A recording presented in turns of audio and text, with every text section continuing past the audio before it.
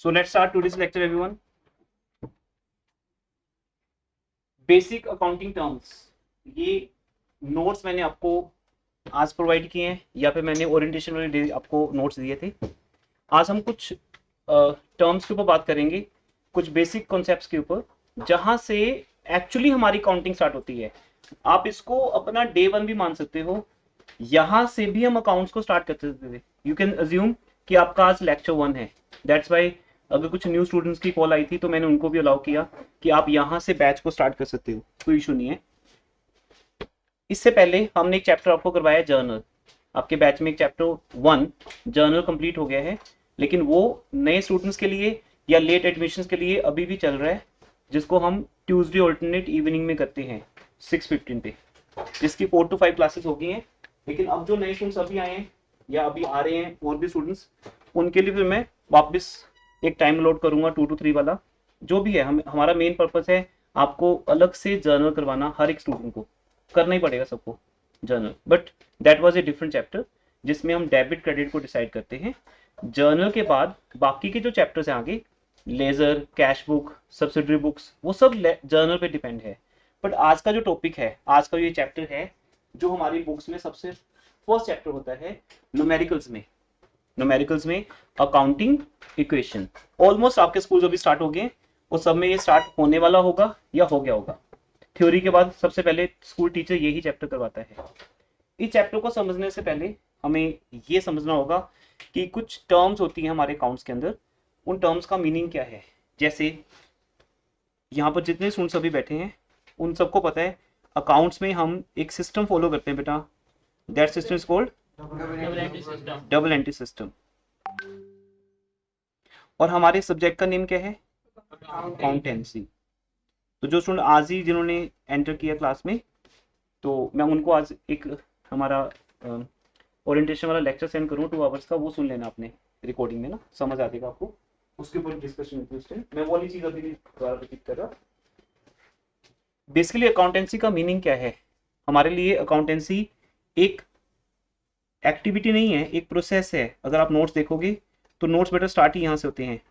ये जो मैंने आपको बाद में नोट्स दिए थे, what is the meaning of accountancy, अभी आपने कुछ ओपन नहीं करना, यहाँ देखिए सर, नोट्स आपके पास आएंगे बाद में पढ़ने के लिए। What is the meaning of accounting या अकाउंटेंसी, ये एक ही बात है। रीजन क्या है आपको पता है, आपके सब्जेक्ट का नेम क्या है, अकाउंटेंसी, बट उसके अंदर हम दो चीजें स्टडी करते हैं, क्या, book keeping and accounting. Accounting एक ब्रॉडर टर्म है जिसके अंदर बुक कीपिंग भी आ जाती है। बुक कीपिंग का बड़ा सिंपल मीनिंग है, हम अपनी बुक्स में ट्रांजैक्शंस को रिकॉर्ड करते हैं तो उसको बुक कीपिंग बोलते हैं। अकाउंटिंग कहती है रिकॉर्ड तो करना है, बट पर्पस क्या है रिकॉर्ड करने का, व्हाट्स द पर्पस, हमें वहां से क्या निकालना है, प्रॉफिट या लॉस। तो हमारे दो मेन पर्पस हैं अकाउंटिंग करने के या अकाउंटेंसी करने के। एक, हम चाहते हैं कि हमें हमारे बिजनेस की हर एक ट्रांजैक्शन का पूरा रिकॉर्ड हमारे पास रहे। अधिराज ऑडिबल है बेटा आपके लिए। एक, हम चाहते हैं कि हमारी ट्रांजैक्शंस का कंप्लीट रिकॉर्ड हमारे पास रहे हमेशा, ताकि हमने किससे पैसे लेने हैं, किसको देने हैं, ये सब पता चलता रहे। जैसे मेरा ये इंस्टीट्यूट है, इसमें अकाउंटिंग क्या होती है, मैंने कितना रेंट पे कर दिया, कब दिया, मुझे स्टूडेंट से फीस कब कब मिली, मैंने कितनी पेमेंट्स अभी करनी है, कितनी कर दी है एडवांस में, सारा कुछ जो भी पैसा आता है जाता है बैंक के थ्रू, कैश के थ्रू, ये सब मुझे रिकॉर्ड करना है। लेकिन अल्टीमेट पर्पस क्या है मेरी अकाउंटिंग करने का, I want to calculate my profit और लॉस। एक बिजनेसमैन अकाउंट्स क्यों बनाता है, क्योंकि उसको बिजनेस का प्रॉफिट या लॉस कैलकुलेट करना है। और दूसरा दूसरा जो उसको मेन देखना है, जिसके ऊपर बेटा आपका ये चैप्टर बेस्ड है, उसे 3 वर्ड्स के ऊपर इंफॉर्मेशन ऑलवेज चाहिए होती है। वो 3 वर्ड्स कौन से हैं, जिसको हम डबल एंट्री सिस्टम कहते हैं, वो हैं हमारी बिजनेस की टोटल एसेट्स कितनी है, हर एक पॉइंट पे, किसी मोमेंट ऑफ टाइम पे मुझे ये चाहिए कि मेरे पास कितनी एसेट्स हैं, मेरे पास कितना कैश बैलेंस है, बैंक बैलेंस है, प्रॉपर्टी है, स्टॉक है, डेटर्स हैं, मेरे पास किसी भी मोमेंट पे कितनी टोटल एसेट्स हैं, ये मुझे इंफॉर्मेशन चाहिए। लेकिन वो दो इंफॉर्मेशन क्या होंगी जिसके इक्वल हमारी एसेट्स होंगी, हमारे पास जो भी पैसा बिजनेस में आता है जिस फॉर्म में वो रहता है वो है एसेट्स। अभी मैं इसको बहुत डिटेल में लेने वाला हूँ आज, अभी मैंने आपको थ्योरी टच दिया नहीं है, पर यहाँ से थ्योरी स्टार्ट हो जाएगी हमारी। कुछ थ्योरी मैं आपको आज करवाऊंगा, और इस चैप्टर के बाद तो थ्योरी चलेगी आपकी, चैप्टर 1, चैप्टर 2, चैप्टर 3, बिकॉज आपके स्कूल एग्जाम्स में जो फर्स्ट यूनिट टेस्ट होना है आपका अगस्त में, सितंबर में, उसमें थ्योरी आनी है पहले। फर्स्ट 10 चैप्टर्स में सिर्फ 2 ही चैप्टर्स न्यूमेरिकल हैं, अकाउंटिंग क्वेश्चन एंड जर्नल, ये दोनों आपको करवा दिए जाएंगे, फिर हम आराम से थ्योरी करते रहेंगे। वो तो एक दो दिन में एक ही चैप्टर हो जाता है थ्योरी का, ज़्यादा टाइम लगता, एक चैप्टर पे 1 दिन या 2 दिन थ्योरी चैप्टर पे, तो वहां आपको ये चीजें बहुत डिटेल में समझाई जाएंगी। बट आज मैं थ्योरी उतनी ही लूंगा जितना मेरा आज का कंसर्न है। इस चैप्टर को स्टार्ट करने के लिए जितनी आपको नॉलेज चाहिए उतनी हम आज डिस्कस करेंगे। तो हमारा जो आज का पहला वर्ड है, जो डबल एंट्री सिस्टम के अंदर फर्स्ट वर्ड आता है, वो है एसेट्स। एसेट्स मींस मेरे बिजनेस में टोटल कितना पैसा इन्वॉल्व है, लगा हुआ है। किस फॉर्म में लगा होता है बेटा, हमारी एसेट्स किस फॉर्म में होती है? कैश। चलिए, और आप सब, हाँ देखो सब लोग पार्टिसिपेट करेंगे बेटा। मेरी क्लास हमेशा मैं चाहता हूँ कि आप लोग एंजॉय करो, और आप एंजॉय करोगे तो मैं भी एंजॉय करता हूँ। मैं तो अपने पैशन के कारण पढ़ाता हूँ, मुझे मजा आता है, तो इसलिए आपको भी एंजॉय होना चाहिए। क्लास कोई बोरिंग नहीं होनी चाहिए, ना में बहुत ज्यादा कुछ लिखना है, सब कुछ नोट्स में आपको लिख के दे दिया। कोई नई बात होगी तो वो हम नोट करेंगे, ठीक है? आप सबको दिमाग आने के टाइम पे हमारे पास एसेट्स किस फॉर्म में होती हैं? मुझे एक आंसर मिला, आपने क्या बोला? कैश। मैं लिख लेता हूँ यहाँ पे, मेरे पास कैश फॉर्म में एसेट्स होती हैं। दूसरा furniture, third furniture, third car हो सकती है, और प्रॉपर्टी मींस बिल्डिंग लिख देते हैं, बिल्डिंग हो सकती है, मशीनरी, वेरी गुड, और ऑफिस इक्विपमेंट जैसे लैपटॉप, टाइपराइटर या फिर प्रिंटर, बहुत कुछ होता है हमारे ऑफिस में, है ना? इवन एसीज को भी हम ऑफिस इक्विपमेंट कह देते हैं। कुछ भी जो हमारे ऑफिस में एक वर्किंग करता है, जिस कारण से हम अपना ऑफिस वर्क कर पाते हैं, ठीक है? तो हम ऑफिस इक्विपमेंट्स ले लेते हैं, ठीक है? स्पेलिंग की तो ध्यान दे रहा है मैं ज्यादा, ठीक है? शॉर्ट में लिख रहा हूँ, office equipment, cash, furniture, car, building, machinery, office equipment. एक और चीज है, बहुत बड़ी चीज है, स्टॉक। यस बेटा, स्टॉक बोल देते हैं हम उसको, नहीं एक्सपेंस नहीं है उसका, जो एक्सपेंस नेम है, बोलते हैं कि गुड्स खरीदते हैं वो एक्सपेंस है, बेचते तो इनकम है। बट जो गुड्स पड़ी है मेरे पास उसको मैं स्टॉक ही बोलता हूँ, जो पड़ी रहेगी वो तो मेरी है। मान लो आज मैंने शॉप बंद करनी है, तो जो सामान बच गया वो मेरा ही तो है, और किसका है? That is my asset. इसलिए ब्रॉडली अगर बात करें, जब हम डिटेल में जाएंगे तो ठीक है, हम बोलते हैं कि गुड्स का नाम परचेज भी है, सेल भी है, जनरेंटिस में नाम बोलते हैं, जस्ट वो एक चैप्टर है, बस उसको छोड़ देते हैं। अभी अभी हम पूरे अकाउंट्स की बात करने वाले हैं आज। ये बहुत इंपॉर्टेंट चैप्टर है बेटा आपका, अकाउंटिंग इक्वेशन। इसके थ्रू हमें जो नॉलेज मिलती है वो पूरे सिलेबस से भी नहीं मिल पाएगी जितनी इस चैप्टर से मिल जाती है। यहाँ पे हम समझेंगे कि होता क्या है, ये सब चीजें, लेन देन, ट्रांजैक्शंस क्या होती हैं, और उसका क्या इम्पैक्ट होता है इन सब चीजों के ऊपर। बहुत इंटरेस्टिंग चैप्टर है ये। तो एक और ऐसा लिख देता हूं मैं, फिर आगे बढ़ते हैं। बैंक बैलेंस, बैंक भी तो मेरी एसेट है, बैंक में जो पैसा पड़े। लेकिन बेटा इन सबको मैं एक नाम दे देता हूं, एसेट्स की मैं 3 ब्रॉड या 2 ब्रॉडली क्लासिफिकेशन कर सकता हूं। वैसे थ्योरी में जब जाएंगे तो इसकी अलग अलग क्लासिफिकेशन हैं, बहुत सी, बेटा बीच में नहीं, लेकिन बहुत सी क्लासिफिकेशन हैं, लेकिन मैं ब्रॉडली 2 क्लासिफिकेशन करता हूं यहाँ पे। एक, जो थिंग्स होती हैं वो हमारी एसेट है, हिंदी में बोल देते हैं वस्तुएं, जो चीजें होती है हमारे पास, थिंग्स होती हैं, that is called our assets. दूसरा, बेनिफिट्स हमारी एसेट्स होती हैं। बेनिफिट्स, कोई भी तरह का बेनिफिट जो हमें होने वाला है वो भी हमारी क्या होती है? एसेट्स। मैं इसको प्रूव करता हूँ, फिर हम एसेट्स का डेफिनेशन रीड करेंगे जो हमारी अकाउंटिंग बुक्स में दिया होता है और आपके नोट्स में लिख के दिया हुआ है हमने, ठीक है? बाद में पढ़ते हैं। हाँ जी, लैंड को लिख सकते हैं? हाँ बेटा, लैंड भी है यहाँ पर, लैंड और बिल्डिंग दोनों इकट्ठी हो जाते हैं। Land and building, obviously land तो हमारी सबसे पहली एसेट है, तो लैंड के ऊपर ही बिल्डिंग रखेंगे, बिल्डिंग के अंदर ही मशीन होगी, मशीन के पास ही फर्नीचर रखेंगे, और उसके आसपास के फर्नीचर के ऊपर क्या रखेंगे? Office equipment. वो तो है ही है, सब कुछ लैंड के ऊपर ही है, तो लैंड हमारी पहली एसेट है, यू कैन से, ठीक है? और भी है, मतलब ये नहीं मैं सब लिख दिए, कुछ एक लिखे हैं फॉर एग्जाम्पल समझाने के लिए। तो ये जो मैंने लिखे हैं बेटा सारे के सारे, इनको बोलते हैं थिंग्स। क्या बोलते हैं? थिंग्स। थिंग्स मेरी एसेट्स हैं, जो चीजें मेरे पास हैं और जिनके ऊपर मेरी ओनरशिप है, अच्छा मैं कौन हूं यहाँ पे, यहाँ पर मैं कौन हूं, बिजनेस, प्रोप्राइटर नहीं। जिस दिन आप प्रोप्राइटर के हिसाब से सोचोगे यू आर फेल, मैं भी फेल और आप भी फेल। हम लोग बिजनेस के लिए सोचते हैं, ठीक है, बिजनेस के पॉइंट ऑफ व्यू से। फॉर एग्जाम्पल मैं बहुत इजी बच्चों जैसे समझाता हूँ आपको। मेरे घर में एक एलईडी पड़ी है इस टाइम, रेफ्रिजरेटर भी है, क्या वो इंस्टीट्यूट की एसेट है? नहीं सर, वो तो घर में पड़ी है। तो मेरी एसेट इंस्टीट्यूट की एसेट कैसे होगी? इंस्टीट्यूट मतलब बिजनेस, बिजनेस को थ्योरी में बोलते हैं एंटरप्राइज, फर्म। तो फर्म या एंटरप्राइज की एसेट मतलब जो जिसके ऊपर इंस्टीट्यूट का ओनरशिप है। जो गाड़ी में चलाता हूं ना वो इंस्टीट्यूट के नाम से है। मैंने किसके नाम से खरीदी है?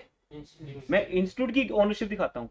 कल को अगर हम स्टूडेंट्स के लिए बस लगा दें, है ना, तो बस किस नाम से खरीदेंगे? इंस्टीट्यूट के नाम से। चाहे वो मेरे घर पे खड़ी हो जाए रात को जाके, वो कोई दिक्कत नहीं, पार्किंग कहाँ करनी है, तो घर के सामने ग्राउंड है हमारे, तो मैं वहां पे पार्क कर दूंगा रात को, पार्क तो जाइए कहीं पे। वो अलग बात है कहाँ रहती है। मेरे लैपटॉप है, ये लैपटॉप इंस्टीट्यूट का है, लेकिन मैं घर ले जाता हूँ क्योंकि कई बार ऑनलाइन क्लास लेनी पड़ जाती है इमरजेंसी। हमारे बीकॉम के बीबीए के एग्जाम चल रहे हैं, तो स्टूडेंट्स की कभी भी कॉल आ जाती है कि सर हमें ऑनलाइन क्लास लेनी है आपसे, तो लैपटॉप चाहिए, तो घर पे ही क्लासरूम शुरू हो जाता है हमारा। तो ये एसेट, ये लैपटॉप किसका है? इंस्टीट्यूट का है। तो बेटा एसेट क्या चीज होती है? जिन चीजों के ऊपर हमारी बिजनेस की ओनरशिप होती है, जो हमारे बिजनेस के होते हैं वो हमारी एसेट्स हैं, जो हमारे बिजनेस के होते हैं, जिनके ऊपर बिजनेस की ओनरशिप है। दूसरा पॉइंट, जिनको हम बिजनेस में यूज करते हैं। क्यों यूज करते हैं? बेचने के लिए नहीं, बिजनेस में बिजनेस ट्रांजैक्शंस को करने के लिए। जैसे मुझे गुड्स खरीदनी है तो उसके लिए मुझे क्या चाहिए? कैश। मुझे आप लोगों को पढ़ाना है तो उसके लिए मुझे चाहिए प्रोजेक्टर या रिकॉर्डिंग सिस्टम चाहिए, एसी चाहिए, फर्नीचर चाहिए। अगर एक खाली क्लासरूम हो तो कैसे पढ़ेंगे हम? खाली हॉल का मतलब क्लासरूम तो होगा ना, क्लासरूम का मतलब फुली इक्विप्ड, जिसके अंदर ये सब कुछ होना चाहिए, तभी उसको क्लासरूम बोलते हैं। तो थिंग्स मेरी एसेट है, जिसके ऊपर मेरी क्या है? ओनरशिप है। दूसरी मेरी एसेट कौन सी है? बेनिफिट बेटा। बेनिफिट दो तरह के होते हैं। इस डेफिनेशन को आज समझने के बाद ना पूरी लाइफ आपको याद रहने वाली है, ये मेरी गारंटी है। स्टूडेंट्स थ्योरी को क्रैम करते हैं, बट बेटा मेरा एक स्पेशलाइजेशन है, जब मैं आपको थ्योरी करवाऊंगा, अभी तो नहीं करवा रहा ना, जब जब मैं थ्योरी कराऊंगा और जितनी थ्योरी मैं कराता जाऊंगा, मतलब ऐसे कह लो कि वरदान है भगवान से कि जितनी थ्योरी मेरे से बोली जाएगी आपके सामने, उतनी आपको समझ भी आ जाएगी और याद भी हो जाएगी। थ्योरी बहुत इंपॉर्टेंट चीज है, लेकिन प्लस वन का स्टूडेंट उसको याद करता है, क्रैम करता है। क्रैमिंग नहीं हो सकती इसमें। क्रैम क्यों करोगे जब आपको नॉलेज नहीं है? आज मान लो मैं आपको ना समझाऊंगा एसेट्स क्या होती हैं, तो इसके 4 लाइंस को क्या करना पड़ेगा? क्रैम करना पड़ेगा, क्योंकि नॉलेज तो है नहीं आपके पास, बस उसको रट्टा मारना है। तब थ्योरी मुश्किल है। पर जैसे मैं आपको कराऊंगा, हमारी थ्योरी के मेन फर्स्ट 5-6 चैप्टर्स हैं जिसमें से थ्योरी आती है, ऑब्जेक्टिव क्वेश्चन भी, या फिर 2 मार्क्स 3 मार्क्स जितने क्वेश्चन भी आने हैं सब उसी में से बनने हैं। तो उसके लिए मैं आपको पहले लेवल तैयार कर रहा हूँ। तो जर्नल और काउंटिंग क्वेश्चन, ये 2 चैप्टर्स आपके लिए एक एंट्रेंस है। इसको करने के बाद थ्योरी के लिए आपके लिए खुल जाएगा दिमाग, हम थ्योरी को समझ पाएंगे। तो वहां थ्योरी में ये लाइंस लिखी होंगी कि एसेट्स क्या हैं, वो वैल्यूएबल थिंग्स। कौन सी थिंग्स? वैल्यूएबल, जिनकी वैल्यू है कुछ। स्क्रैप नहीं कि कुछ कबाड़ पड़ा है वो भी हमारी एसेट है, जिसको बिजनेस में यूज ही नहीं करते। जिन चीजों को हम बिजनेस में यूज कर सकते हैं, जिनकी एक वैल्यू है और जिसके ऊपर मेरी ओनरशिप है, वो क्या है? एसेट्स हैं। जो 2 तरह की होती हैं, वन थिंग्स क्लियर कर दी, ये सारी चीजें क्या है? थिंग्स हैं। दूसरे बेनिफिट्स बेटा, 2 तरह के बेनिफिट्स होते हैं। पहला बेनिफिट, सपोज मैंने किसी को सामान बेच दिया, मैं बहुत सिंपल वर्ड्स बोलूंगा ताकि आपको समझ आए। बुक लैंग्वेज तो आपके ऊपर से निकलती है +1 में कई बार। मैंने कुछ सामान आपको बेच दिया और आपने उसके पैसे दिए नहीं मुझे, उसको हम लेमन लैंग्वेज में क्या बोलते हैं? उधार। किसी किसी को सामान दे दो और पैसे बाद में ले लेंगे, कोई बात नहीं, जानता है हमें। तो मैंने आपके ऊपर ट्रस्ट किया, मैंने आपको सामान तो बेच दिया लेकिन उसके पैसे आपसे नहीं लिए। अगर आज नहीं लिए तो इसका मतलब कल तो आएंगे ना, 2 दिन के बाद तो आएंगे, 1 महीने के बाद तो आएंगे। अब ये बोल सकते हो सर हम आपकी फीस आज नहीं दे सकते लेकिन नेक्स्ट मंथ दे देंगे। तो नेक्स्ट मंथ तक मैं आपको पढ़ाता जाऊंगा, तो फिर वो मेरा क्या बन गया? एक बेनिफिट। फ्यूचर में ना मुझे इस लेक्चर का आपसे पैसा मिलने वाला है, दैट इज माई एसेट। तो कुछ बेनिफिट्स होते हैं जिनको फ्यूचर में हम रिसीव करते हैं, किस फॉर्म में? कैश फॉर्म में। उन लोगों को क्या कहते हैं आप सबको पता है, जिन्होंने जर्नल चैप्टर कर लिया या आप आजकल मेरे से एक्स्ट्रा क्लासेस में कर रहे हो, उनको बोलते हैं डेटर। जर्नल चैप्टर मेरा चलता रहेगा बेटा, पूरा साल चलता रहता है, क्योंकि अगस्त के एंड पे भी नए स्टूडेंट्स आते हैं, उनको भी करवाते हैं। आपको बार बार चांस मिलेगा, बस कहीं एक बार आकर अच्छे से कर दो। ये ना हो कि मैं 10 बार करवाऊंगा और तुम 10 बार के 10 बार ही नहीं आए कभी। आपके अपने रीजन हो जाते हैं ना आने के क्लास में। लेकिन जर्नल करना है आपको, वहां आपको ये सब चीजों का इंट्रो मिलता है कि हु इज डेटर। डेटर कौन है? वो लोग, वो कस्टमर्स। अच्छा, सारे कस्टमर्स नहीं, सारे कस्टमर डेटर नहीं होते। कौन से कस्टमर डेटर होते हैं? जिनको हम गुड्स बेचते हैं, पैसे नहीं लेते उनसे। हम बोलते हैं कि ये पैसे बाद में दे देना। उधार बेच दिया बिना पैसे लिए, नॉन कैश, उसे बोलते हैं credit. To whom goods are sold on credit. जिनको सामान बेचा जाता है किस पे? क्रेडिट पे, एक ट्रस्ट पे। और वो लोग हमें प्रॉमिस करते हैं कि जी हम आपका पैसा बाद में दे देंगे। तो मेरी जो सेकंड एसेट है बेटा, पहली एसेट तो मेरी थिंग्स होगी और दूसरी एसेट होगी डेटर्स। तीसरा पॉइंट, कई बार ऐसा होता है हम ना कोई सर्विस लेने जाते हैं। ध्यान सुनिए बेटा, 3-4 स्टूडेंट का ध्यान बार बार इधर उधर जाता है, दिमाग में क्या चलता रहता है उनके। पूरा पीसफुली यहाँ आया करो, अपने दिमाग को 1.5 घंटे के लिए यहाँ के लिए रखो, दिमाग में कोई और चीज नहीं चाहिए। लाइफ में बाकी सब चलता रहेगा, ये टाइम वापस नहीं आता। फिर कुछ कई बार क्या होता है बेटा, हम सर्विस लेने जाते हैं कुछ, और उसके पैसे हम पहले दे आते हैं, पहले दे आते हैं। सर्विस अभी हमें मिली नहीं है, लेकिन पैसे हमने पहले दे दिए। जैसे आपके पास दो तरह के कनेक्शन होते हैं मोबाइल में, एक पोस्टपेड और एक प्रीपेड। पोस्टपेड में क्या ना कि पहले बातें कर लो अच्छे से, जितनी बातें करने कर लो, डाटा यूज करने कर लो, बिल तो बाद में आएगा। वो 10,000 का बिल भी आ सकता है। फिर तुम्हारा क्या, नेट यूज करते है ना, 8-10 चीजें डाउनलोड कर दी, लगा दी, डाटा घूम गया, बिल आ गया। तो पोस्टपेड कनेक्शन ये हो सकता है कि आपको सर्विस पहले मिल जाती है, पैसे बाद में, फिर बिल आता है बाद में। लेकिन ज्यादातर स्टूडेंट्स के पास क्या होता है? प्रीपेड। पोस्टपेड का कोई पंगा लेता नहीं, किसको कौन इतना बिल देगा। प्रीपेड पे कंट्रोल तो है कि 100 रुपए रिचार्ज कराओ, 100 ही लगेंगे, उससे ज्यादा हम बातें कर नहीं सकते, है ना, पता चल जाएगा पैसे खत्म हो गए। तो प्रीपेड जो है ना, that is very important word, कि हम किसी को किसी से सर्विस लेने से पहले ही उसको क्या दे देते हैं? पैसे। तो आपने क्या किया, एयरटेल कंपनी को 100 रुपीज दे दिए और बोला कि भी पैसे पहले ले ले, सर्विस में बाद में लूंगा। फिर बस आपको मिल गया 100 रुपए के अंदर रिचार्ज, 30 डेज की वैलिडिटी मिल गई, तो पूरा महीना बातें करते जाओ, कोई दिक्कत नहीं। लेकिन ये आपने एडवांस में दे दिए पैसे, तो इस टाइप की एसेट को बोलते हैं प्रीपेड। क्या बोलते हैं? प्रीपेड एसेट, जिसको बोलते हैं प्रीपेड एक्सपेंसेस। EXP लिख दिया मैंने। एक्सपेंसेस का मीनिंग में आगे समझाऊंगा क्या होता है। प्रीपेड एक्सपेंसेस, ऐसी सर्विस जो मिलेगी फ्यूचर में, पैसे अभी दे दिए। ये भी तो एक बेनिफिट हो गया। इसका मतलब मेरे दो बेनिफिट्स हो गए बेटा। एक, मैंने आपको सामान बेचा, मैंने आपको थिंग्स बेची या गुड्स बेची, सर्विस बेची, कुछ भी मैंने आपको दिया, और आपने उसके पैसे मुझे फ्यूचर में देने हैं, वो भी मेरी क्या बन गई? एसेट, जिसको एक स्पेशल लैंग्वेज दी जाती है डेटर अकाउंट्स के अंदर।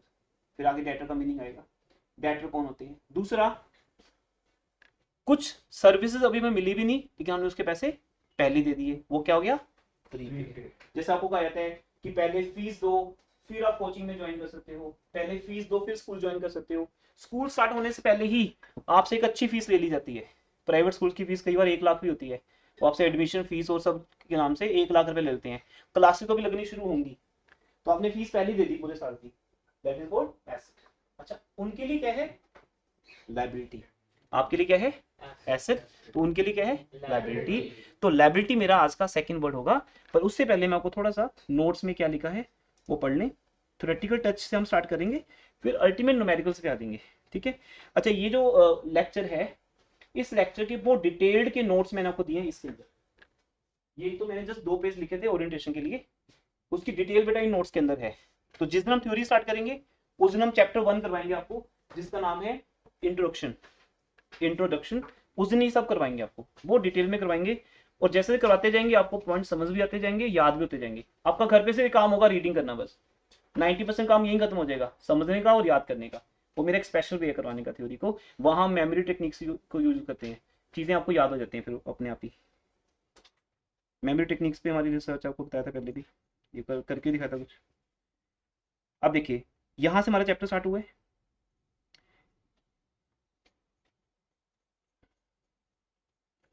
इसमें थ्योरी पार्ट है यहाँ पर, ये रहा, सॉरी आगे चलिए। फर्स्ट वर्ड एसेट्स, एसेट्स को रीड करते हैं एक मिनट के लिए। आप चाहे बोर्ड पे करो, ध्यान ना अपना, कॉन्सेंट्रेशन बहुत जरूरी है। यहां से भी बन जाएगी आपकी, सामने से बन जाएगी। एसेट्स क्या है? टू एनी वैल्यूएबल थिंग, है ना, थिंग आगे पहली हमेशा डेफिनेशन में थिंग आती है, विच is owned by enterprise. It mean business की बात हो रही है। मेरे घर पे कितना कुछ जो भी पड़ा है वो बिजनेस का नहीं है। घर पे जो मर्जी हो, घर में गोल्ड पड़े हमारे, तो बिजनेस का थोड़ी ना वो। जबकि मैं बिजनेस का ओनर हूं, लेकिन मेरी एसेट्स बिजनेस की एसेट्स नहीं हुई, जो इंस्टीट्यूट के नाम से खरीदा है। फिर चाहे यहां पड़ा हो या घर पे पड़ा हो, इंस्टीट्यूट की बस चाहे घर पे खड़ी हो, तब भी है तो इंस्टीट्यूट की ना। तो जिसपे इंस्टीट्यूट का नाम लिखा हुआ है, जिसकी ओनरशिप इंस्टीट्यूट की है, बिल भी लिखा होता है ना, जैसे हम मोबाइल खरीदते हो बोलते हैं बिल किसके नाम से बनाना है, वो बनता है। Any valuable thing which is owned by enterprise, और any benefit which will come in future. तो यहां से आपको मीनिंग क्लियर हो गया कि एसेट या तो थिंग होती है या कोई बेनिफिट होता है। क्या होता है भाई? बेनिफिट, जो हमें फ्यूचर में मिलेगा। इंक्लूड्स, वो आपने बोल दिया, cash, bank, furniture, machine, building, goods, some due on customers, वही डेटर्स, या जो फ्यूचर में बेनिफिट मिलेगा उसका नाम प्रीपेड एक्सपेंस भी हो सकता है। इट मींस इसके थ्रू मैं दो चीजें समझ सकता हूं यहां पर। ये चीजें प्रेजेंट में पड़ी है मेरे पास, ये जो थिंग्स है बेटा, ये चीजें मेरे पास प्रेजेंट में पड़ी हैं, अभी आज मेरे पास है जो वो थिंग्स हैं। देखो इस टाइम मेरे पास ये जो भी बिल्डिंग, फर्नीचर है, ये थिंग्स मेरे पास अभी पड़ी हैं। और ये जो चीज है, चाहे वो डेटर्स हो या प्रीपेड हो, ये मुझे कब मिलेगा पैसा? फ्यूचर में। या तो पैसा मिलेगा या सर्विस मिलेगी। जैसे आपने किसी चीज के पैसे पहले दे दिए, तो आपको पैसा तो नहीं वापस मिलेगा, लेकिन क्या मिलेगी? सर्विस। स्कूल की फीस पहले दे दो 3 महीने की इकट्ठी, तो 3 महीने तक स्कूल आपको पढ़ाता जाएगा। मुझे फीस दे दो पहले ही, मैं आपको पढ़ाता जाऊंगा।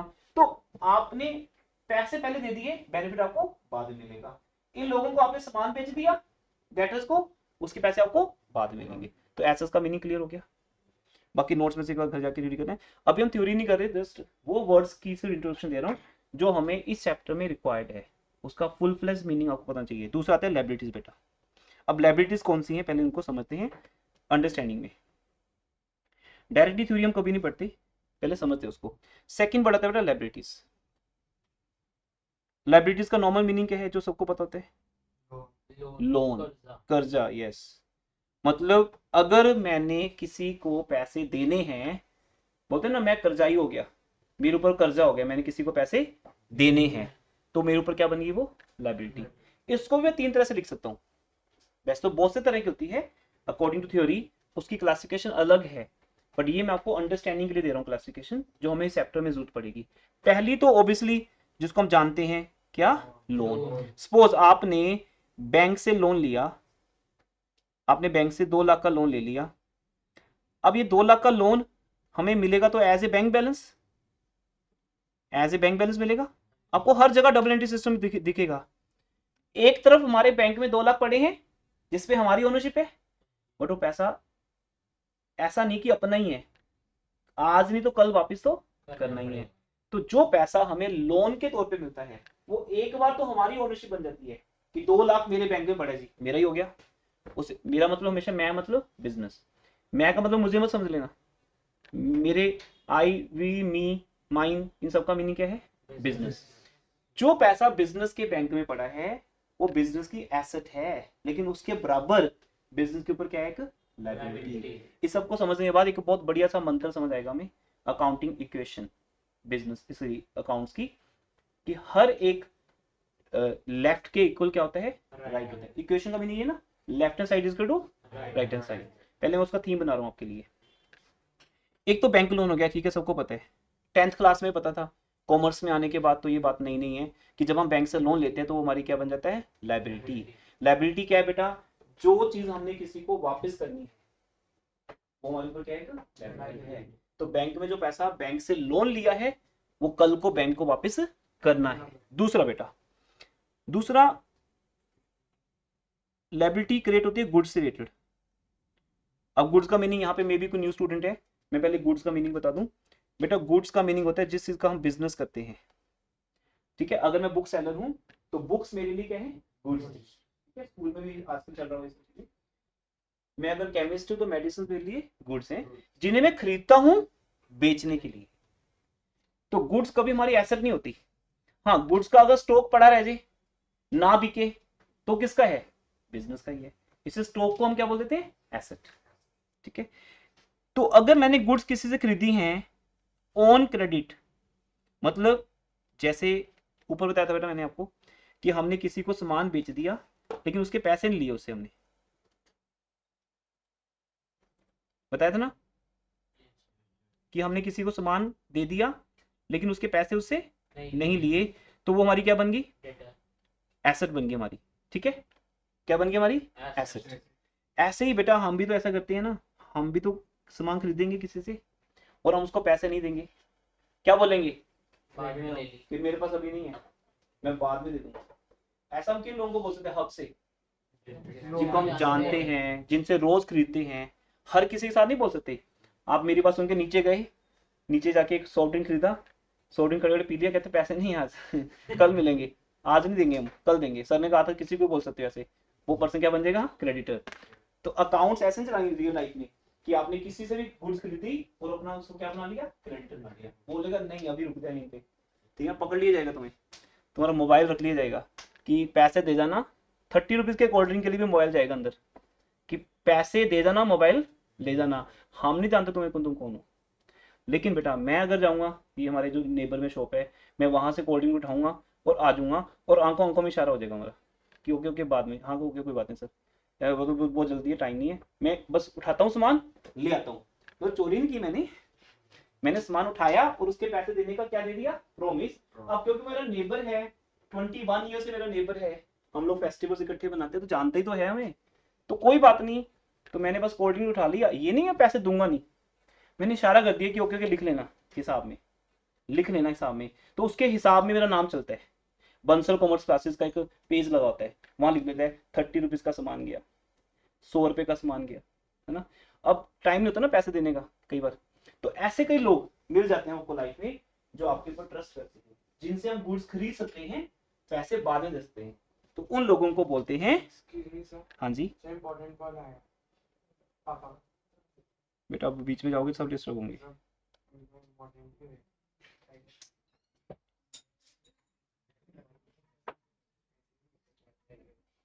हाँ जी, उनको बोलते हैं क्रेडिटर्स। क्या बोलते हैं, क्रेडिटर्स। और बाद में विंडो सीट पे बैठेंगे, अंदर हो जाओ आप। हाँ जी, हाँ जी सर।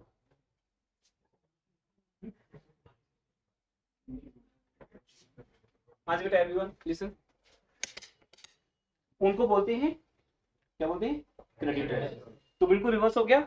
डेटर कौन है, जिनसे पैसा लेना है, फ्यूचर में आएगा लेकिन अभी नहीं आएगा, फ्यूचर मतलब कल भी हो सकता है। और क्रेडिटर कौन है, जिनको पैसा देना है वो भी फ्यूचर में, आज नहीं। आज हमने एक सामान खरीद लिया और बदले में प्रॉमिस दे दिया कि मैं पैसे दे दूंगा बाद में। किसी को भी दे सकते हो प्रॉमिस, जो जानता हो, वही तो बोला बेटा, फिर तुम क्वेश्चन पूछ रहे हो किसी को, मतलब क्या मतलब, जिसको तुम जानते हो उसी को दोगे प्रॉमिस, जिसको तुम जानते हो, ऐसे नहीं। ठीक है, अगर जैसे सर हमें नहीं जानते, मतलब जैसे हमारे फादर को जानते हैं, हमें नहीं जानते। एक ही बात है बेटा, वो एक ही बात। अगर आपके फादर मेरे से बात करके, इसलिए तो आपको अलाउ कर रहे हैं, तो वो जानते फादर ना आपके मुझे, इसलिए आप जानने वाले थोड़ी कि आपको ही जानने को, है ना। कोई भी किसी को किसी तरीके से जानता है ना। कोई बोलता है सर मेरे कजन के मामा जी के बेटे का ना आगे कजन है, उसका मैं नेबर हूँ, अभी भी जान पहचान निकला ही, इतनी दूर की जान पहचान भी बहुत होती है।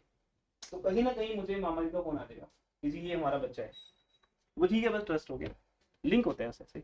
अब मैं ट्रस्ट कर सकता हूँ, तो हम उसको सामान बेच भी सकते हैं बिना पैसे लिए, उससे सामान खरीद भी सकते हैं। कोई ना कोई लिंक तो होना चाहिए ना, या हम डेली उसको मिलते हैं वो भी एक लिंक है।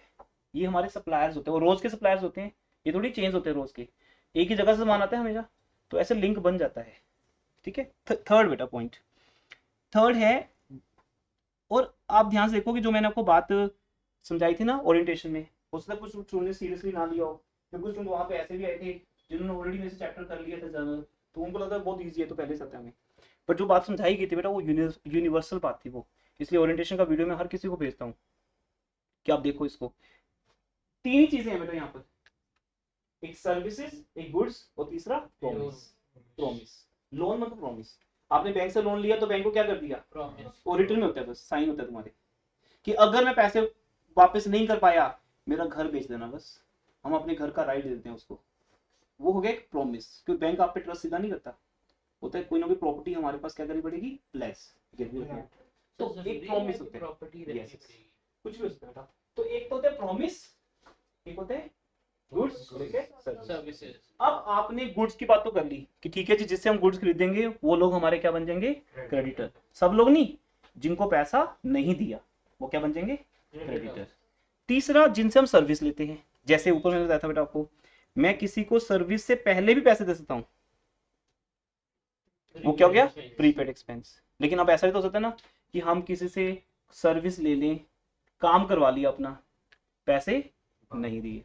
जैसे मान लो मैं एक मैकेनिक के पास जाता हूँ, इंस्टीट्यूट की बात हो रही है, इंस्टीट्यूट का प्रोजेक्टर खराब हो गया या इंस्टीट्यूट की गाड़ी खराब होगी, मैंने किसी मैकेनिक को दे दी कि ठीक कर दे भाई, उसने बेचारे ने 2 दिन लगा के ठीक कर दी। ठीक करके मैं बोला बिल कितना हो गया, कहते 5000 हो गया। मैंने बोला अभी तो है नहीं, अभी तो पैसे हैं नहीं, बाद में दे देंगे। क्या बोला, बाद में दे देंगे। नंबर 2, मेरे इंस्टीट्यूट का एक लैंडलॉर्ड है जिसका ये शोरूम है मान लो, या तो मेरा ये शोरूम, ये अगर मेरा नहीं है तो मैंने किस पे लिया है, रेंट पे। अब मैंने शोरूम को रेंट पे लिया, 1 महीना यूज किया और उसका रेंट अभी तक दिए नहीं, बोला बाद में दे देंगे, अभी पैसे नहीं है। बिजनेसमैन हमेशा बोल देता है या बिजनेस बोल देता है कि पैसे है नहीं जी, आने वाले हैं, क्योंकि स्टूडेंट से जब फीस आएगी तभी तो मेरे पास पैसा आएगा। अभी तो क्या मैं सबको सर्विस दे रहा हूँ, तो मेरे पास पैसा तो आया नहीं, जब पैसा आएगा तभी तो मैं रेंट दूंगा। तो ऐसे ही मैं इलेक्ट्रिसिटी का यूज करता हूँ। इस टाइम देखो सब इलेक्ट्रिसिटी यूज हो रही है, 2 AC चल रहे हैं, प्रोजेक्टर चल रहे हैं, अभी हो नहीं रही इलेक्ट्रिसिटी कंज्यूम, इसका क्या आएगा, मैं नहीं पे करता, अगली बार दे देंगे, कोई बात नहीं, 2 महीने का 4 महीने का इकट्ठा दे देंगे, कोई बात नहीं, पेनल्टी लग जाती है थोड़ी बहुत, पर जब पैसे नहीं क्या करें। तो इन सब चीजों का एक नाम है, इनको भी लायबिलिटीज बोलते हैं। एक दो स्टूडेंट को नींद आ रही है, वो ज्यादा भयंकर नींद आ रही है, नियम तो नहीं बोलूंगा मैं अभी, पर अभी बाहर जाओ ब्रेक में, आई वॉश करो, अंदर आ जाओ। आपको देखिए मुझे भी अच्छी, मतलब मैं इतना एक्टिव हूँ, नींद आ जाएगी। रात को तुम लोग गेम्स खेलते हो। हाँ जी, ये है थिंग्स और ये है बेनिफिट्स। ये हमारी एसेट्स होती हैं। ऐसे ही ये मैंने कहाँ लिख दिया, सॉरी, यहाँ लिखना तो नहीं चाहिए। जो हमारी सर्विसेज हैं वो भी आउटस्टैंडिंग हो सकती हैं, जिन्हें एक नाम दिया जाता है आउटस्टैंडिंग एक्सपेंसेस। आप जर्नल चैप्टर बाद में करो या पहले करो, कोई फर्क नहीं पड़ता, क्योंकि ये चैप्टर का कोई लिंक नहीं उस चैप्टर के साथ। आपको वहां भी ऐसी वर्ड्स मिलेंगे, आपने रेंट नहीं दिया, हाँ जी,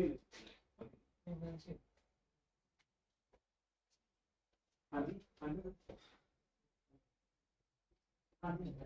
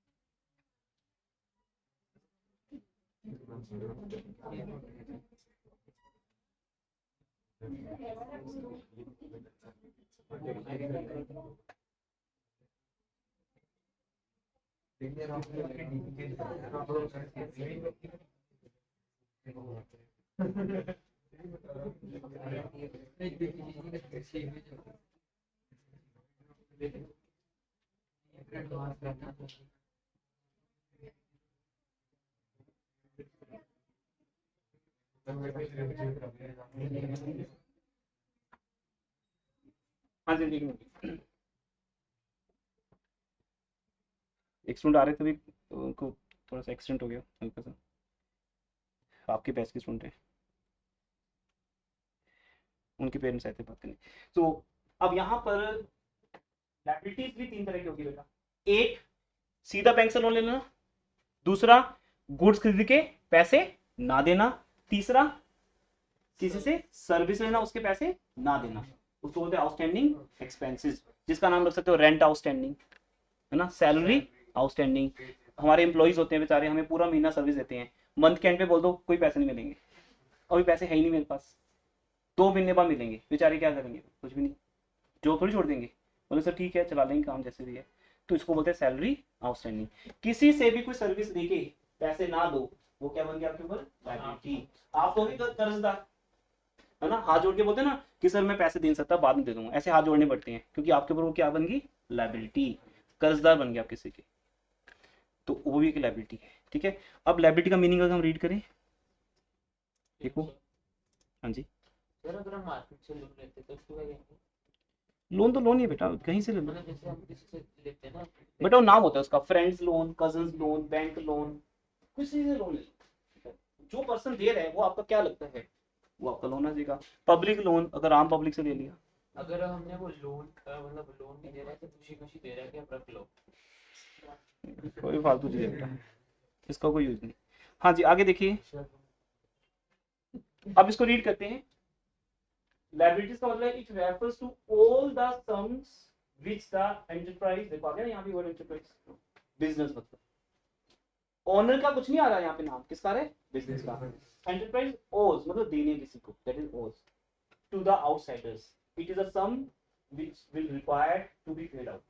अभी तो नहीं पे कर रहे, लेकिन बाद में पे करना पड़ेगा। वो सारे पैसे, चाहे वो गुड्स के हो क्रेडिटर्स के नाम से, सर्विसेज के हो आउटस्टैंडिंग्स के नाम से, या लोन हो, किसी से भी लोन हो, वो सब के सब क्या आपके लिए लायबिलिटीज है।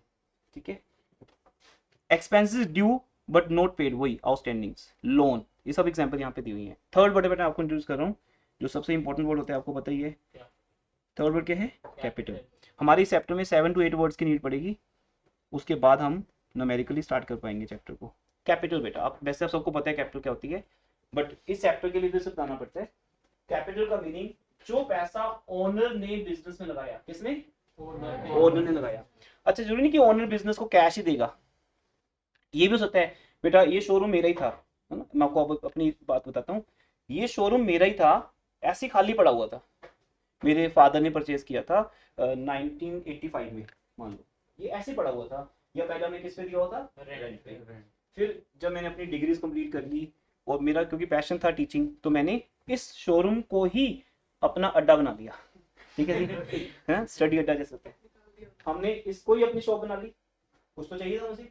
अब अगर मैं 20 सेक्टर में नहीं ओपन करता तो ऑब्वियसली ये शोरूम उठा के तो ले जा सकता मैं कहीं, तो अगर मैं किसी और सेक्टर को सिलेक्ट करता, तो ये भी एक रीजन था कि 20 सेक्टर में ही मैंने कोचिंग सेंटर क्यों खोला। तो मैंने अपने बिजनेस को सबसे पहले क्या दिया? अपनी शॉप थी। अब इस शोरूम की वैल्यू है 1.5 करोड़, मान लेते हैं आज की डेट में 1,50,00,000। तो इस शोरूम में कोचिंग सेंटर खोलते ही 1.5 करोड़ तो मेरी क्या बन गई? कैपिटल बन गई। फादर साहब ने तो खरीदी थी सिर्फ 5 लाख में, वो तो उन दिनों की बातें हैं, तब 5 लाख भी कितने के बराबर थे? 1.5 करोड़ के। आज इन्फ्लेशन के हिसाब से ये 5 लाख का शोरूम कितने का बन गया? 1.5 करोड़ का। तो बेटा 1.5 करोड़ का तो शोरूम ही हो गया जो लगा दिया मैंने। फिर मैंने क्या लगाया? फर्नीचर। फिर मैंने घर पे गुड्स, ऐसे एग्जाम्पल ले रहे हैं आप तो, ठीक है, घर में ये एसी घर में पड़े थे, उठा के ले आया मैं जो जो भी बिजनेस को दूंगा वो बिजनेस उसको क्या बोल देगा? मेरी कैपिटल। ये जरूरी नहीं कि मैं कैश दूं, मैं कुछ भी दे सकता हूं, लेकिन एक कंडीशन है, उसकी वैल्यू मनी फॉर्म में होनी चाहिए, है ना। मैंने इस बिजनेस को हार्ड वर्क भी दिया, लेकिन उसका कोई पैसों में वैल्यू नहीं है। टाइम भी दिया, रात को 11 बजे तक बैठ के नोट्स भी बनाए, है ना, रात को 8 बजे तक पेरेंट्स मीटिंग भी की, टेस्ट भी चेक किए, बहुत हार्ड वर्क किया होगा, लेकिन उसकी पैसों में वैल्यू नहीं है। तो बिजनेस का पैसों में वैल्यू जिसकी है उसकी बात करो। आपने हार्ड वर्क दिया, टाइम दिया, है ना, जो भी दिया, है ना, आपको थकावट भी रोज होती है इतना पढ़ा के, उसकी कोई वैल्यू नहीं होती है। बिजनेस ये बोलता है, बिजनेस हमेशा उस चीज को रिपोर्ट करता है जिसकी मनी टर्म्स में वैल्यू हो। ये बात मैंने आपको ओरिएंटेशन बताई थी।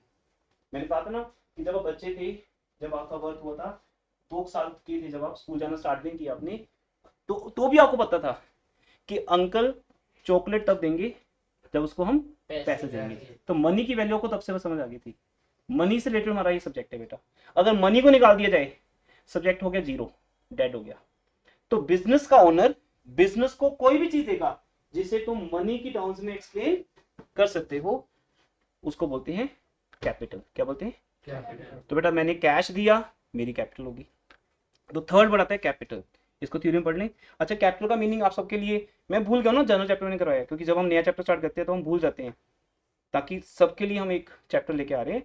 तो कैपिटल का मीनिंग सबको पता होगा मे बी, बट मैं दोबारा बता रहा हूँ, और रिकॉर्डिंग्स भी फिर आगे बहुत सी जगह पे जाती है हमारी। अभी हमारे एक ऑनलाइन बैच स्टार्ट हुआ है शिमला के लिए। शिमला के 2 स्कूल्स हैं, वहाँ पर 70 स्टूडेंट्स हैं जो एनरोल हुए हैं हमारे साथ। वो तो हमारा टाइप है ना स्कूल के साथ, हर साल जैसे +1 स्टार्ट होती है वो, अब उनको आज अकाउंटिंग क्वेश्चन की रिकॉर्डिंग मिलेगी। तो बेटा इसलिए मैं आप सबके लिए दोबारा एक्सप्लेन भी कर रहा हूँ ये सब चीज़ें। कैपिटल का मीनिंग क्या है, तो वो लोग यही वाली रिकॉर्डिंग देख के ही आपसे आगे नहीं कर सकते। आप लोग तो ऑफलाइन पढ़ने आते हो, लेकिन आपके खुद का पैशन है, रिकॉर्डिंग देख के भी कई बच्चे बहुत आगे निकल जाते हैं। It is the amount invested bye owner. ये वो पैसा है जो कौन इन्वेस्ट कर रहे हैं, owner. Owner in the business. For running any business owner has to invest some money. For example, if you want to start a retail shop which needs an investment of 8 lakh.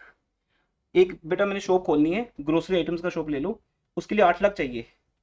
मेरे पास 1 लाख तो cash है, तो मैंने क्या किया, अपने ही घर में खोल दी, और मेरे उस घर की वैल्यू कितनी है, 5 लाख। तो बेटा 6 लाख होगी मेरी कैपिटल।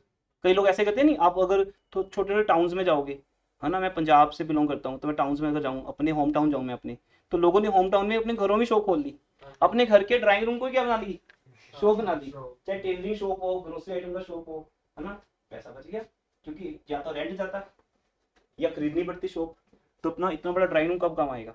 तो ऐसा पंजाब में तो सब चलता है, चंडीगढ़ में तो ऐसा अलाउ नहीं करते। तो उन्होंने अपने घर को ही क्या बना ली, शॉप। और टेलरिंग का बिजनेस होता ही घर से है, एक टेलर अपने ड्राइंग रूम को ही बनाता है हमेशा, तो वहीं पे वो ना सारा बिजनेस चला रहा है, या वो शॉप लेगा अलग बात है। तो इसलिए अगर आप अपना घर भी यूज करते हो उसकी भी एक वैल्यू है। तो बेटा आप देखो यहाँ ध्यान से, अगर ओनर ने बिजनेस को हाउस दिया 5 लाख का, जैसे मैंने ये शोरूम दे दिया 1.5 करोड़ का, वो मेरी कैपिटल बन गया, है ना। हाउस दिया 5 लाख का, कैश दिया 1 लाख का, क्योंकि बिजनेस को कैश चाहिए ना, कल को बिजनेस से गुड्स खरीदनी है, सामान खरीदना है, फर्नीचर खरीदना है। मैंने 6 लाख से बिजनेस स्टार्ट कर दिया, लेकिन उस शॉप को चलाने के लिए, शुरू करने के लिए कितना चाहिए, 8 लाख। अब 2 लाख कहां से आएगा, लो जी, हम सबका एक फ्रेंड है बैंक, जो मार्केट में मिल जाएगा आपको। ठीक है, मार्केट में बहुत से फ्रेंड्स हैं, किसी का नाम HDFC है, किसी का नाम एक्सिस बैंक है ना, कई गवर्नमेंट्स वाले भी हैं, state bank of India, Punjab national bank, ये सब फ्रेंड्स हैं। ये तुम्हें दिखने हैं, तूने गवर्नमेंट वाले को बनाना है फ्रेंड या प्राइवेट वाले को, लेकिन ये फ्रेंड्स हैं हमारे। क्यों फ्रेंड्स हैं, क्योंकि ये लोग हमारी हेल्प करते हैं, पैसा देते हैं हमें लोन पे।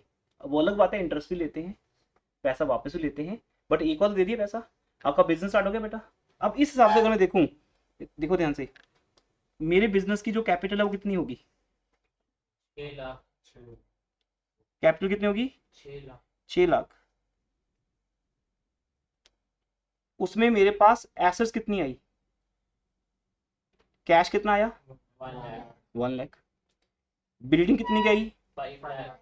घर को बिल्डिंग बोलेंगे, क्या क्या इक्वेशन इक्वल होगी कि नहीं होगी, क्योंकि इन दोनों को मिला के हम क्या बोलेंगे, 6 लाख एसेट्स। और 6 लाख क्या है, कैपिटल है। तो बेटा ये हमारा आज का चैप्टर है, जो आपको बहुत इजी लगने वाला है, मतलब जिसको अकाउंट्स बिल्कुल भी नहीं आती, वो भी अगर क्लास में आके बैठ जाना, उसको भी समझ आते हैं चैप्टर। कैपिटल 6 लाख है, क्योंकि कैपिटल किसने लगाई, ओनर ने। कैपिटल बेटा एक वर्ड बन गया, जो पैसा ओनर का होगा, ओनर्स मनी, उसको आपने यहाँ प्लस में आके समझना होता है। ठीक है, आपके लिए 10th क्लास का कैपिटल का मीनिंग होगा, इंडिया की कैपिटल कौन सी है ना, चंडीगढ़ की कैपिटल, या चंडीगढ़ किसकी कैपिटल है, ऐसे वर्ड्स होते थे। कैपिटल का मीनिंग होता था एक, हर स्टेट की एक, है ना, कंट्री की। लेकिन यहाँ कैपिटल का मीनिंग चेंज है। कैपिटल का मीनिंग जो पैसा बिजनेस में लगाया जाता है किसके द्वारा, वो कैपिटल है। और किस फॉर्म में आया वो पैसा, लेकिन यहाँ तो हमें एक चीज और चाहिए, क्या चाहिए, 2 लाख रुपए और चाहिए हमें। कैश 1 लाख चाहिए, कितना चाहिए, 2 लाख। 3 लाख, मतलब 2 लाख और चाहिए। तो अब वो जो 2 लाख रुपए और आएगा, जिससे मेरा ये कैश 1 लाख से बढ़कर कितना हो जाएगा, 3 लाख हो जाएगा।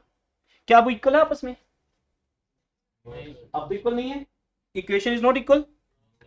कैश 3 लाख, बिल्डिंग 5 लाख, लगाया 6 लाख, ये तो मैजिक हो गया। है ना। ये तो नहीं कि ये अपने आप ही बढ़ गया। अब यहाँ पक्की बात है, हमने क्या लिया, एक लाइबिलिटी ली है जिसको हम क्या बोलते हैं, लोन। क्या बोलते हैं, लोन। अब बेटा ये इक्वल हो गया। अब इसका मतलब हमारी ये जो लेफ्ट साइड है, देखो वो किसके इक्वल आ गई, राइट साइड। क्लियर। इससे मैं एक रिजल्ट पे पहुंच गया हूं। जो हमारे चैप्टर का नाम है, हमारे चैप्टर का नाम है अकाउंटिंग इक्वेशन। अकाउंटिंग इक्वेशन क्या है, 3 वर्ड्स हमारे आ चुके हैं आपके सामने। अगर मेरे बिजनेस में टोटल एसेट्स 8 लाख हैं, तो बेटा ये 2 ही जगह से आ सकता है पैसा, बात खत्म होगी बस। इससे ज्यादा अकाउंट्स है ही नहीं।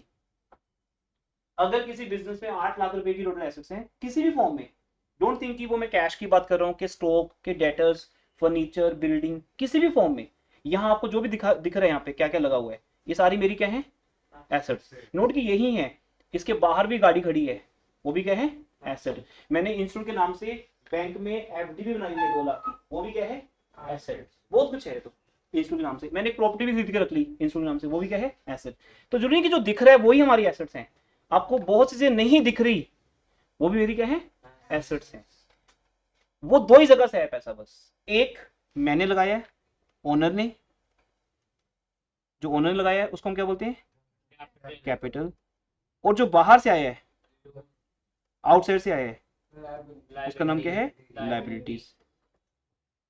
तो क्या मैं इस बेस पर ऐसा लिख सकता हूं, एक मिनट, क्या मैं ऐसे लिख सकता हूं, कैपिटल प्लस लाइबिलिटी, लाइबिलिटी क्या ले लिया, कैपिटल का सी, इज इक्वल टू एसेट्स। क्या ये ठीक है पॉइंट। मेरे पास अगर 8 लाख की एसेट्स हैं तो वो किसके इक्वल है, कैपिटल प्लस लाइबिलिटी। ये शिवांश, वो भी लाइबिलिटी है बेटा। स्पॉन्सरशिप भी एक लाइबिलिटी है, क्योंकि उसके बदले में कुछ देना पड़ता है। आपको पता है बड़े बड़े शोज होते हैं, वहां पे क्या होती है, स्पॉन्सरशिप होती है, तो उसके बदले में उनकी ऐड करनी पड़ती है। ऐसे स्पॉन्सरशिप नहीं होगी, ठीक है ना। उसके बदले में क्या देनी पड़ती है, ऐड करनी पड़ती है। ठीक है, तो स्पॉन्सरशिप का पॉइंट आगे जाके पूछ सकते हैं ना, अभी तो नहीं, जब मैं चैप्टर कराऊंगा तब बताऊँ स्पॉन्सरशिप में क्या है आपके पास। ठीक है ना। अभी तो दो बात का मीनिंग है, या तो पैसा ओनर ने लगाया या फिर बाहर वालों ने लगाया। स्पॉन्सरशिप इज डिफरेंट थिंग, वो जस्ट लाइक इनकम है, मैं उसकी बात अभी करूंगा। स्पॉन्सरशिप लायबिलिटी नहीं है, वो क्या है, एक इनकम। जैसे मैंने इसको बोल दिया बेटा ये ले 1 लाख, 1 लाख ले जा, और अपने घर के आगे ना बड़ा सा पैनल लगा दे, बंसल कॉमर्स क्लासेस, और अपने हर नेबर को बता कि हमारा इंस्टीट्यूट 20 सेक्टर में है। ऐसा कुछ करना पड़ेगा, अपनी एक्टिवा के पीछे लगा दे बंसल कॉमर्स क्लासेस। ठीक है, मैं आपकी टी शर्ट पे लिखवा दूंगा क्या, फिर आपको वही पहननी पड़ेगी, जैसे आप बाकी इंस्टीट्यूट देखते हो। वो बच्चे क्या कर रहे हैं, फ्री फंड में क्या कर रहे हैं, ऐड कर रहे हैं, है ना। टी शर्ट पे इंस्टीट्यूट का नाम लिखा होता है, जहां जाते हैं वो एक कलर फिक्स कर देते हैं, दूसरे पहचान आएगी ये तो उस स्कूल का बच्चा है, ये तो उस कोचिंग सेंटर का बच्चा है ना। उनका बच्चा फ्री फंड में क्या कर रहा है, उनकी ऐड। अब अगर मैं यहाँ बोलूँ बेटा एक टी शर्ट पहनाता हूँ, अभी पहन के घूमो पूरी मार्केट में, जिसके पीछे मेरा इंस्टीट्यूट लगाओ नाम, दिस इज कॉल्ड स्पॉन्सरशिप। मैं इसके पैसे दूंगा आपको, स्टूडेंट के थ्रू तो फ्री में ऐड करवा रहे हैं, है ना। लेकिन स्पॉन्सरशिप ये चीज है बेटा, आपको पैसे मिलेंगे उसके, और बदले में आपको क्या देना पड़ेगा, बेनिफिट। वो इनकम और एक्सपेंसेस में आ जाएगा। ठीक है सर, लेकिन अगर एकदम फ्री स्पॉन्सरशिप हो, फ्री जैसा कोई वर्ड होता है दुनिया में, अगर वो फ्री है तो अकाउंट उसको डील नहीं करता। अकाउंट्स कहता है हर डेबिट के अगेंस्ट एक क्रेडिट है, हर एक मिनट, हर लेन के अगेंस्ट क्या है, एक लेन है। फ्री में कुछ होता ही नहीं बेटा कभी लाइफ में। जैसे तो हाँ सुनो भी सब लोग। जैसे आपका कोई फ्रेंड एक सक्सेसफुल एंटरप्रेन्योर है, हाँ, और वो आपको देना चाहता है खुशी से, तो वो स्पॉन्सरशिप दे देगा, तो आपके हाँ, पर्सनल अकाउंट में तो वो मेरी इनकम बन जाएगा। नहीं, अगर तो बिजनेस को दे रहे तो बिजनेस की क्या बन गया, इनकम। उसको चैरिटी बोल देंगे, स्पॉन्सरशिप नहीं बोलेंगे उसको, क्या बोलेंगे, चैरिटी। चैरिटी को देना चाहिए दे दे। आपको चैरिटी करनी है, आप डेली 500 रुपए की एक बॉक्स लगा देते हैं, चैरिटी बॉक्स लगाते हैं, जो डालते हैं इंस्टीट्यूट में, इंस्टीट्यूट एक्सेप्ट करेगी, वो हमारी क्या बनती जाएगी, इनकम। क्या हम स्टूडेंट से डोनेशन मांगते हैं, चैरिटी मांगते हैं। स्पॉन्सरशिप इज डिफरेंट थिंग, वो एक कमर्शियल टर्म है, वो फ्री में नहीं मिलती कभी भी। ठीक है, हेल्प अलग चीज होगी किसी की, पर अभी बहुत दूर चले जाएंगे मैटर से। ठीक है, क्लियर एवरीवन, ये ओके। अब यहाँ पे 4th वर्ड मैं ऐड करने वाला हूँ नोट्स के हिसाब से, जो को थ्योरी में समझना है। देखिए इधर 4th वर्ड है ड्राइंग। इस चैप्टर में इसका भी यूज होगा, तो जो बच्चा इस चैप्टर को ज्वाइन करेगा उसको पता चाहिए ड्राइंग क्या है। जो पैसा बेटा ओनर अपने पर्सनल यूज के लिए बिजनेस में से निकाल लेता है। अभी हम किसकी बात कर रहे थे, वो उसका मीनिंग क्या था? जो in amount invested by the owner into the business. हाँ, अगर ओनर बिजनेस पैसा डालता है एक फायदा के लिए, बताया ना आपको फ्री कुछ नहीं होता था। मैंने अगर इंस्टीट्यूट स्टार्ट की है चैरिटी के लिए नहीं की, कि इंस्टीट्यूट स्टार्ट हो जाए बस स्टार्ट करके मैं चला गया कहीं, प्रॉफिट के ठीक लिए है ना, ठीक है। एक मंदिर तो हो सकता है वो, कि किसी ने मंदिर बनाया और निकल गए दुनिया से, मंदिर पड़ा हुआ है, लोगों के काम आ रहा है, बढ़िया, उन्होंने वहां से कोई प्रॉफिट नहीं कमाया। लेकिन अगर मैंने कोई शॉप ओपन की है, बिजनेस स्टार्ट किया है, फैक्ट्री लगाई है, कोई भी बिजनेस किया है, तो मुझे उसमें से क्या चाहिए? प्रॉफिट। ये बात मैंने आज तक बताई नहीं आपको। हर महीने, एवरी डे बिजनेस को प्रॉफिट होता है बेटा, और एक ओनर को पता होता है कि मुझे कितना प्रॉफिट हो रहा है। वो क्या करता है फिर? मंथली बेसिस पे, या जब चाहे उसको जरूरत पड़ती है, जब उसको जरूरत पड़ती है वो उस पैसे को बिजनेस से निकाल के घर ले जाता है। ड्रॉइंग्स का मीनिंग होता है अपने पर्सनल पर्पस के लिए, क्योंकि मुझे घर के लिए पैसे चाहिए ना। मैं यहाँ पे 8 आवर जॉब करता हूँ, एक तरह से पढ़ाता ही हूँ। अब मेरे घर का खर्चा कैसे चलेगा? मेरे घर के कितने खर्चे होंगे, है ना? इंस्टीट्यूट के खर्चों की बात नहीं कर रहा, किसकी बात कर रहा हूँ? Personal expense. मुझे अपने बच्चों की स्कूल फीस पे करनी है, उनकी भी कोचिंग का खर्चा पे करना है मुझे, घर का राशन का बिल आएगा, ग्रोसरी के आइटम्स आएंगे, सब कुछ है ना, मेडिसिन एवरीथिंग, इलेक्ट्रिसिटी बिल आएगा, वो मैं कहाँ से दूंगा? जो आप फीस देते हो वो तो किसको देते हो? इंस्टीट्यूट को। मेरे को तो देते नहीं कभी भी कुछ भी। अब तो सर आपके हैंड में देते नहीं, वो बात नहीं है। मेरे को दो एम्प्लॉय को दो, किसको दे रहे हो? इंस्टीट्यूट को, बिजनेस को दे रहे हो। वो किसकी इनकम है? बिजनेस की। तो बेटा मुझे जब भी पैसों की नीड होगी मैं किससे मांगूंगा? अपने बिजनेस से। उसको बोलते हैं ड्रॉइंग्स।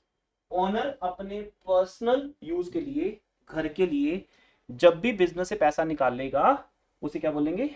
ड्रॉइंग्स। क्या बोलेंगे? ड्रॉइंग्स। उसे रिकॉर्ड किया जाएगा हमेशा। ड्रॉइंग किस फॉर्म में होती है? कैश फॉर्म में, बैंक फॉर्म में, कैसे भी। तो मुझे क्या पसंद आया, मुझे ये फर्नीचर पसंद आ गया, मैं ये ले गया घर, मैं कुछ भी निकाल सकता हूँ बिजनेस से, मुझे राइट है, क्योंकि मैं बिजनेस का क्या हूँ? ओनर हूँ। तो जब बिजनेस में कुछ डाला तो कैपिटल, जब बिजनेस कुछ निकाला, ये दो टर्म्स सबको याद होनी चाहिए। जनरली चैप्टर में यूज होती है और यहाँ भी पूरे सिलेबस में यूज होंगी। ये कॉमन टर्म्स है बेटा जो हर चैप्टर में यूज होनी है, कैपिटल एंड ड्रॉइंग्स। लेकिन याद रखना बेटा, ओनर अपने बिजनेस में से पैसा कब निकालता है? जब उसे प्रॉफिट होता है। क्या होता है उसे? प्रॉफिट होता है। 99% वो अपनी अपनी वो कैपिटल नहीं वापस मांगता। वो ये नहीं कहता कि मैंने जो पैसा लगाया वो वापस दे दो। वो ये कहता है कि बिजनेस को डेली बेसिस पे क्या हो रहा है? प्रॉफिट हो रहा है। तो प्रॉफिट निकालता है वो बस। उसको प्रॉफिट कब मिलना था? ईयर के एंड पे, बट वो अभी निकाल रहा है क्योंकि उसको पैसे अभी चाहिए। तो drawings always out of profit. क्या बोला? Drawing is always. ये टॉपिक आपको +2 में आएगा कि ड्रॉइंग्स आउट ऑफ प्रॉफिट क्या होती है। जब बिजनेस का ओनर अपने बिजनेस से पैसा निकालता है ये समझ के कि उसके बिजनेस को क्या हो रहा है? प्रॉफिट। कैपिटल वही रहेगी उसकी जितनी है। जैसे मान लो मैंने बिजनेस कितने स्टार्ट किया था? 8 लाख से। मेरी कैपिटल बेटा 8 लाख ही रहेगी। मैंने तो उसके बाद जो प्रॉफिट हुआ वो निकाला है बस, उससे मेरी कैपिटल कम नहीं होगी कभी भी। उसको बोलते हैं ड्रॉइंग्स। इसको भी पढ़ लेना, बहुत ईजी लिखा हुआ है। फिर मैंने डेटर बता दिया आपको बेटा। डेटर कौन होते हैं? जिसको हमने पैसे देने हैं। वो लोग जिनसे पैसे लेने हैं, जिनको हमने गुड्स बेची हैं, जिनके पैसे हमने उनसे लेने हैं। ये पैसा फ्यूचर में आता है, इसलिए हमारी क्या बन जाता है? एसेट। क्रेडिटर कौन लोग होते हैं? जिनको हमने पैसे देने हैं। जिनको हमने पैसे देने हैं, वो क्या बन जाती है? हमारी लाइबिलिटी बन जाती है। ये वो लोग हैं जिनसे हमने गुड्स खरीदी है। तो ये दोनों वर्ड सुनने में एक जैसे लगते हैं, डेटर क्रेडिटर। डेटर में बी साइलेंट है, बी नहीं बोलते, डेटर क्रेडिटर। क्रेडिटर पूरा बोलते। क्रेडिटर वो लोग जिनको पैसे देने हैं, ये हमारी लाइबिलिटीज का पार्ट है। क्रेडिटर्स किसका पार्ट है बेटा? और डेटर्स किसका पार्ट है? एसेट का पार्ट है। हमने क्या बेची उनको? या तो गुड्स बेची या सर्विसेज, तभी पैसे लेने। अगर कोई स्टूडेंट रोड पे जा रहा है, मैं उसको रोकूंगा, रुक जा भाई फीस दे दे मेरे को, क्या वो फीस पे कर देगा? बोलेगा सर आप हो कौन?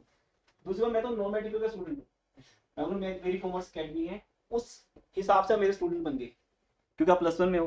बोले सर मैं तो पढ़ते नहीं आपके पास। जब तक मैं आपके पास पढ़ने नहीं आता, लीगली आपके पास ये राइट ही नहीं है कि आप मुझे फोन करके बोल सको पैसे दो। पहले मुझे क्या दो? सर्विस। ठीक है, या तो अपनी गाड़ी बेच दो, मैं पैसे देता हूँ। गुड्स या सर्विस देनी तो पड़ेगी, कुछ तो देना पड़ेगा ना, उसी के तो पैसे मिलेंगे। ऐसे थोड़ी कोई आपको डेटर बन जाएगा। आप सब लोग यहाँ बैठ के मेरे क्या बन गए? डेटर। क्योंकि आज ये लेक्चर लेके जा रहे हो, आप नोट्स लेके जा रहे हो, तो बन गए डेटर। अब मैं पैसे मांग सकता हूँ, दैट इज अ डेटर। और जिनसे मैंने खरीदा ये सामान, ये नोट्स जिनसे खरीदे, मान लो मैं भी खरीदता हूँ किसी से, ऐसा मान लेते हैं, तो वो लोग मेरे क्या बन गए? क्रेडिटर। आपसे पैसे आ जाएंगे, उनको दे दूंगा, बस यही चलता है दुनिया में बेटा, लेन देन इसी को बोलते हैं, पैसे का आना, पैसे का जाना। ठीक है, आपसे पैसा आएगा, इधर आएगा, उधर चला जाएगा, रुकता किसी के पास नहीं पैसा, जितना मर्जी कमा लो तुम, ये सर्कुलेशन बनता रहेगा बस। ठीक है ना, बड़े लोग बड़े खर्चे, होता है ना ऐसा, ज्यादा कमाते हैं ज्यादा उड़ाते हैं लोग, पैसा ज्यादा आएगा तो ज्यादा जाएगा भी, ठीक है ना। और 10,000 में भी घर चल पड़ता है हमारा। एक मिनट, लेट मी कंप्लीट कर दे। एक्सपेंसेस क्या होते हैं बेटा, अब ये जो दो वर्ड्स बताने जा रहा हूँ ना, शायद अभी तक आपको पता नहीं होगा इसका मीनिंग, तो बता सकता है इनकम और एक्सपेंसेस का एक लाइन में मीनिंग क्या है? Any of you? एक्सपेंसेस जो हमारे खर्चे हैं, वो तो एक्सपेंस का हिंदी में बोल दिया ना हमने, मीनिंग बताओ इसका। Daily transactions. Let me complete. Daily transactions को करने के लिए, डेली ट्रांजैक्शन क्या होती है? बिजनेस चलाने के लिए। मेरी बिजनेस का एम है बेटा रेवेन्यूज अर्न करना। क्या करना? रेवेन्यू मतलब सेल।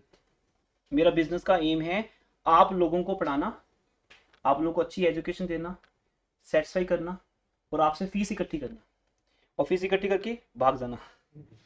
ये तो मेरा ट्रांजेक्शन थी कि फीस इकट्ठी की सारे ग्रुप से, और नेक्स्ट डे आपको इंस्टॉल मिलेगी नहीं, ऐसा नहीं हो सकता। तो 21 ईयर से अगर हम यहाँ हैं तो क्या कर रहे हैं? एक सिंपल सा काम कर रहे हैं, स्टूडेंट्स को पढ़ा रहे हैं अच्छे तरीके से, ऑनेस्टली, डेडिकेटली, और रिजल्ट्स ला रहे हैं, और उनसे हमें क्या मिल रहे हैं? पैसे मिल रहे हैं। सिंपल। अगले साल पढ़ोगे, अगले साल पैसा आ जाएगा। ये मेरा बिजनेस है बेटा, आपको पढ़ाना हर साल, हर डे, और आपसे क्या लेते रहना? पैसे लेते रहना। इन ट्रांजैक्शन को करने के लिए मुझे दो चीजें करनी पड़ती हैं, जिनका नाम है एक्सपेंसेस एंड इनकम। लेकिन ये दोनों एक जैसे हैं सुनने में, समझना बात ध्यान से। मैं अब जो मेरी रिसर्च है बेटा अकाउंट्स के ऊपर, इतनी रिसर्च करने के बाद मुझे क्या समझ आया था, एक्सपेंस और इनकम एक्चुअली कुछ होते ही नहीं। हमें फ्लो ऑफ मनी देखना पड़ता है, पैसा आ रहा है कि जा रहा है। अगर पैसा जा रहा है तो वो एक्सपेंस है, और आ रहा है तो वो इनकम है। सुनने में एक जैसे हैं, जैसे फॉर एग्जांपल रेंट, मैं रेंट पे कर रहा हूँ, दोनों सुन रहे हो? हाँ। अगर मैं रेंट दे रहा हूँ तो रेंट भी किसी को देखना होता है उसकी तरफ कि वो कौन रोनक है ना। सिर्फ मेरा और उसका एक लिंक है, आप लोगों का नहीं, चाहे वो आपका फ्रेंड ही क्यों ना हो। तो क्योंकि आपकी हर किसी स्टूडेंट की एक रिस्पॉन्सिबिलिटी मेरे पे, तो मुझे सबको देखना होता है, तभी हम स्मार्ट क्लासरूम कंसेप्ट यूज कर रहे हैं। क्योंकि अगर कहीं मैं ऐसे लिखने लग गया व्हाइट बोर्ड पे, फिर तो पता नहीं पीछे क्या क्या चल रहा है, ठीक है ना। आपका आई कॉन्टेक्ट उठ जाता है ना टीचर से, फिर बातें होती है ना, जो भी होता है। तो इसलिए मेरे सामने हो, मेरी आई कॉन्टेक्ट में हो, हल्का सा मूवमेंट करोगे मुझे पता चलेगा। आपका इंटरेस्ट बने रहना ही चाहिए लेक्चर, 90 मिनट्स का लेक्चर हो या 4 घंटे का हो, बोरिंग ना चाहिए। अगर बोरिंग हो तो बता देना कि सर आज ना बहुत बोर कर रहे हो, मैं लेक्चर रोक दूंगा अपना, और आपको जान देंगे कल। बिजनेस ट्रांजैक्शन क्या है बेटा, उसी से रिलेटेड ये दो वर्ड्स हैं। अगर रेंट मैं पे कर रहा हूं तो वो क्या है? एक्सपेंस। अगर रेंट मुझे मिल रहा है तो इनकम। और ध्यान सुनना, एक बंदे के लिए इनकम है, दूसरे के लिए एक्सपेंस। अभी आपकी बात करते हैं, फीस आपके लिए क्या है? मेरे लिए क्या है? वर्ड वही है। इसलिए फीस कुछ होते ही नहीं, फीस जैसा कोई प्रोडक्ट ही नहीं होता। बस जब भी स्टूडेंट मुझे फीस देते हैं, मुझे पैसा दिखाते हैं बस वो, सर ये लो पैसा। मैं बोलता हूँ भाई मुझे पैसा नहीं चाहिए, नहीं चाहिए, नहीं चाहिए, मुझे फीस चाहिए। वो तो सब पता नहीं, लोग तो ये कहते हैं कि फीस हमेशा पैसों में दी जाती है, तो चेक दे देते हैं, और क्या चाहिए? चेक नहीं चाहिए, मैं तो फीस मांगी है। तो दुनिया में हाँ, दुनिया में फीस ऐसा कोई वर्ड ही नहीं है। इसका मतलब अब आप मुझे फीस पेपर में लिख के दोगे, तो जिसको मैंने रेंट देने हैं, मैं उसी पेपर का एक पीस काट लूंगा, काट के इसमें लिख दूंगा रेंट। कि देखो भी मुझे तो ये आया है स्टूडेंट से, उसने फीस समझ के दिया, तो मैंने क्या समझ के दे दिया? रेंट। पर आपको पता है ये सब चीजें ऐसे नहीं होती, ऐसे दुनिया नहीं चलती। दुनिया किससे चलती है? प्यार मोहब्बत से, किसे? पैसों से। यस यस, ट्रस्ट तो चाहिए बेटा, वो तो है ही है, ठीक है। ट्रस्ट तो होना ही चाहिए आपस में, और एक कंज्यूमर, सेलर, ये लोग आपस में ट्रस्ट के थ्रू मिलते हैं, ठीक है। तो कभी भी किसी को बोलो, अगर हम किसी को प्यार से बोल दे तेरे को पैसे मैं बाद में दे दूंगा, देने तो पड़ेंगे ना। हम सिर्फ आज क्या कर सकते हैं? कमिटमेंट, पैसे तो देने पड़ेंगे, बिना पैसे की दुनिया नहीं चलेगी।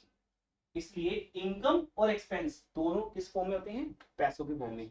लेकिन अपने जैसा एक वर्ड है, रेंट दोनों ही हो सकता है, सैलरी दोनों हो सकते हैं। तो पता ही चलेगा कौन सी एक्सपेंस है, कौन सी इनकम।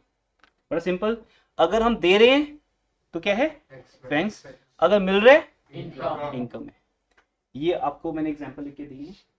फिर भी थ्योरेटिकली क्या बोलते हैं, it represent value of service used for the purpose of generating revenues. मतलब बिजनेस को चलाने के लिए जो भी वैल्यूज हम पे करते हैं प्रॉफिट कमाने के लिए, रेवेन्यू मीन्स होता है बेटा सेल, आम लैंग्वेज में बोलते हैं सेल, बट अकाउंटिंग लैंग्वेज में इसको बोलते हैं रेवेन्यू। हमारे जब आप इकोनॉमिक्स पढ़ोगे वहां भी चैप्टर आएगा रेवेन्यू।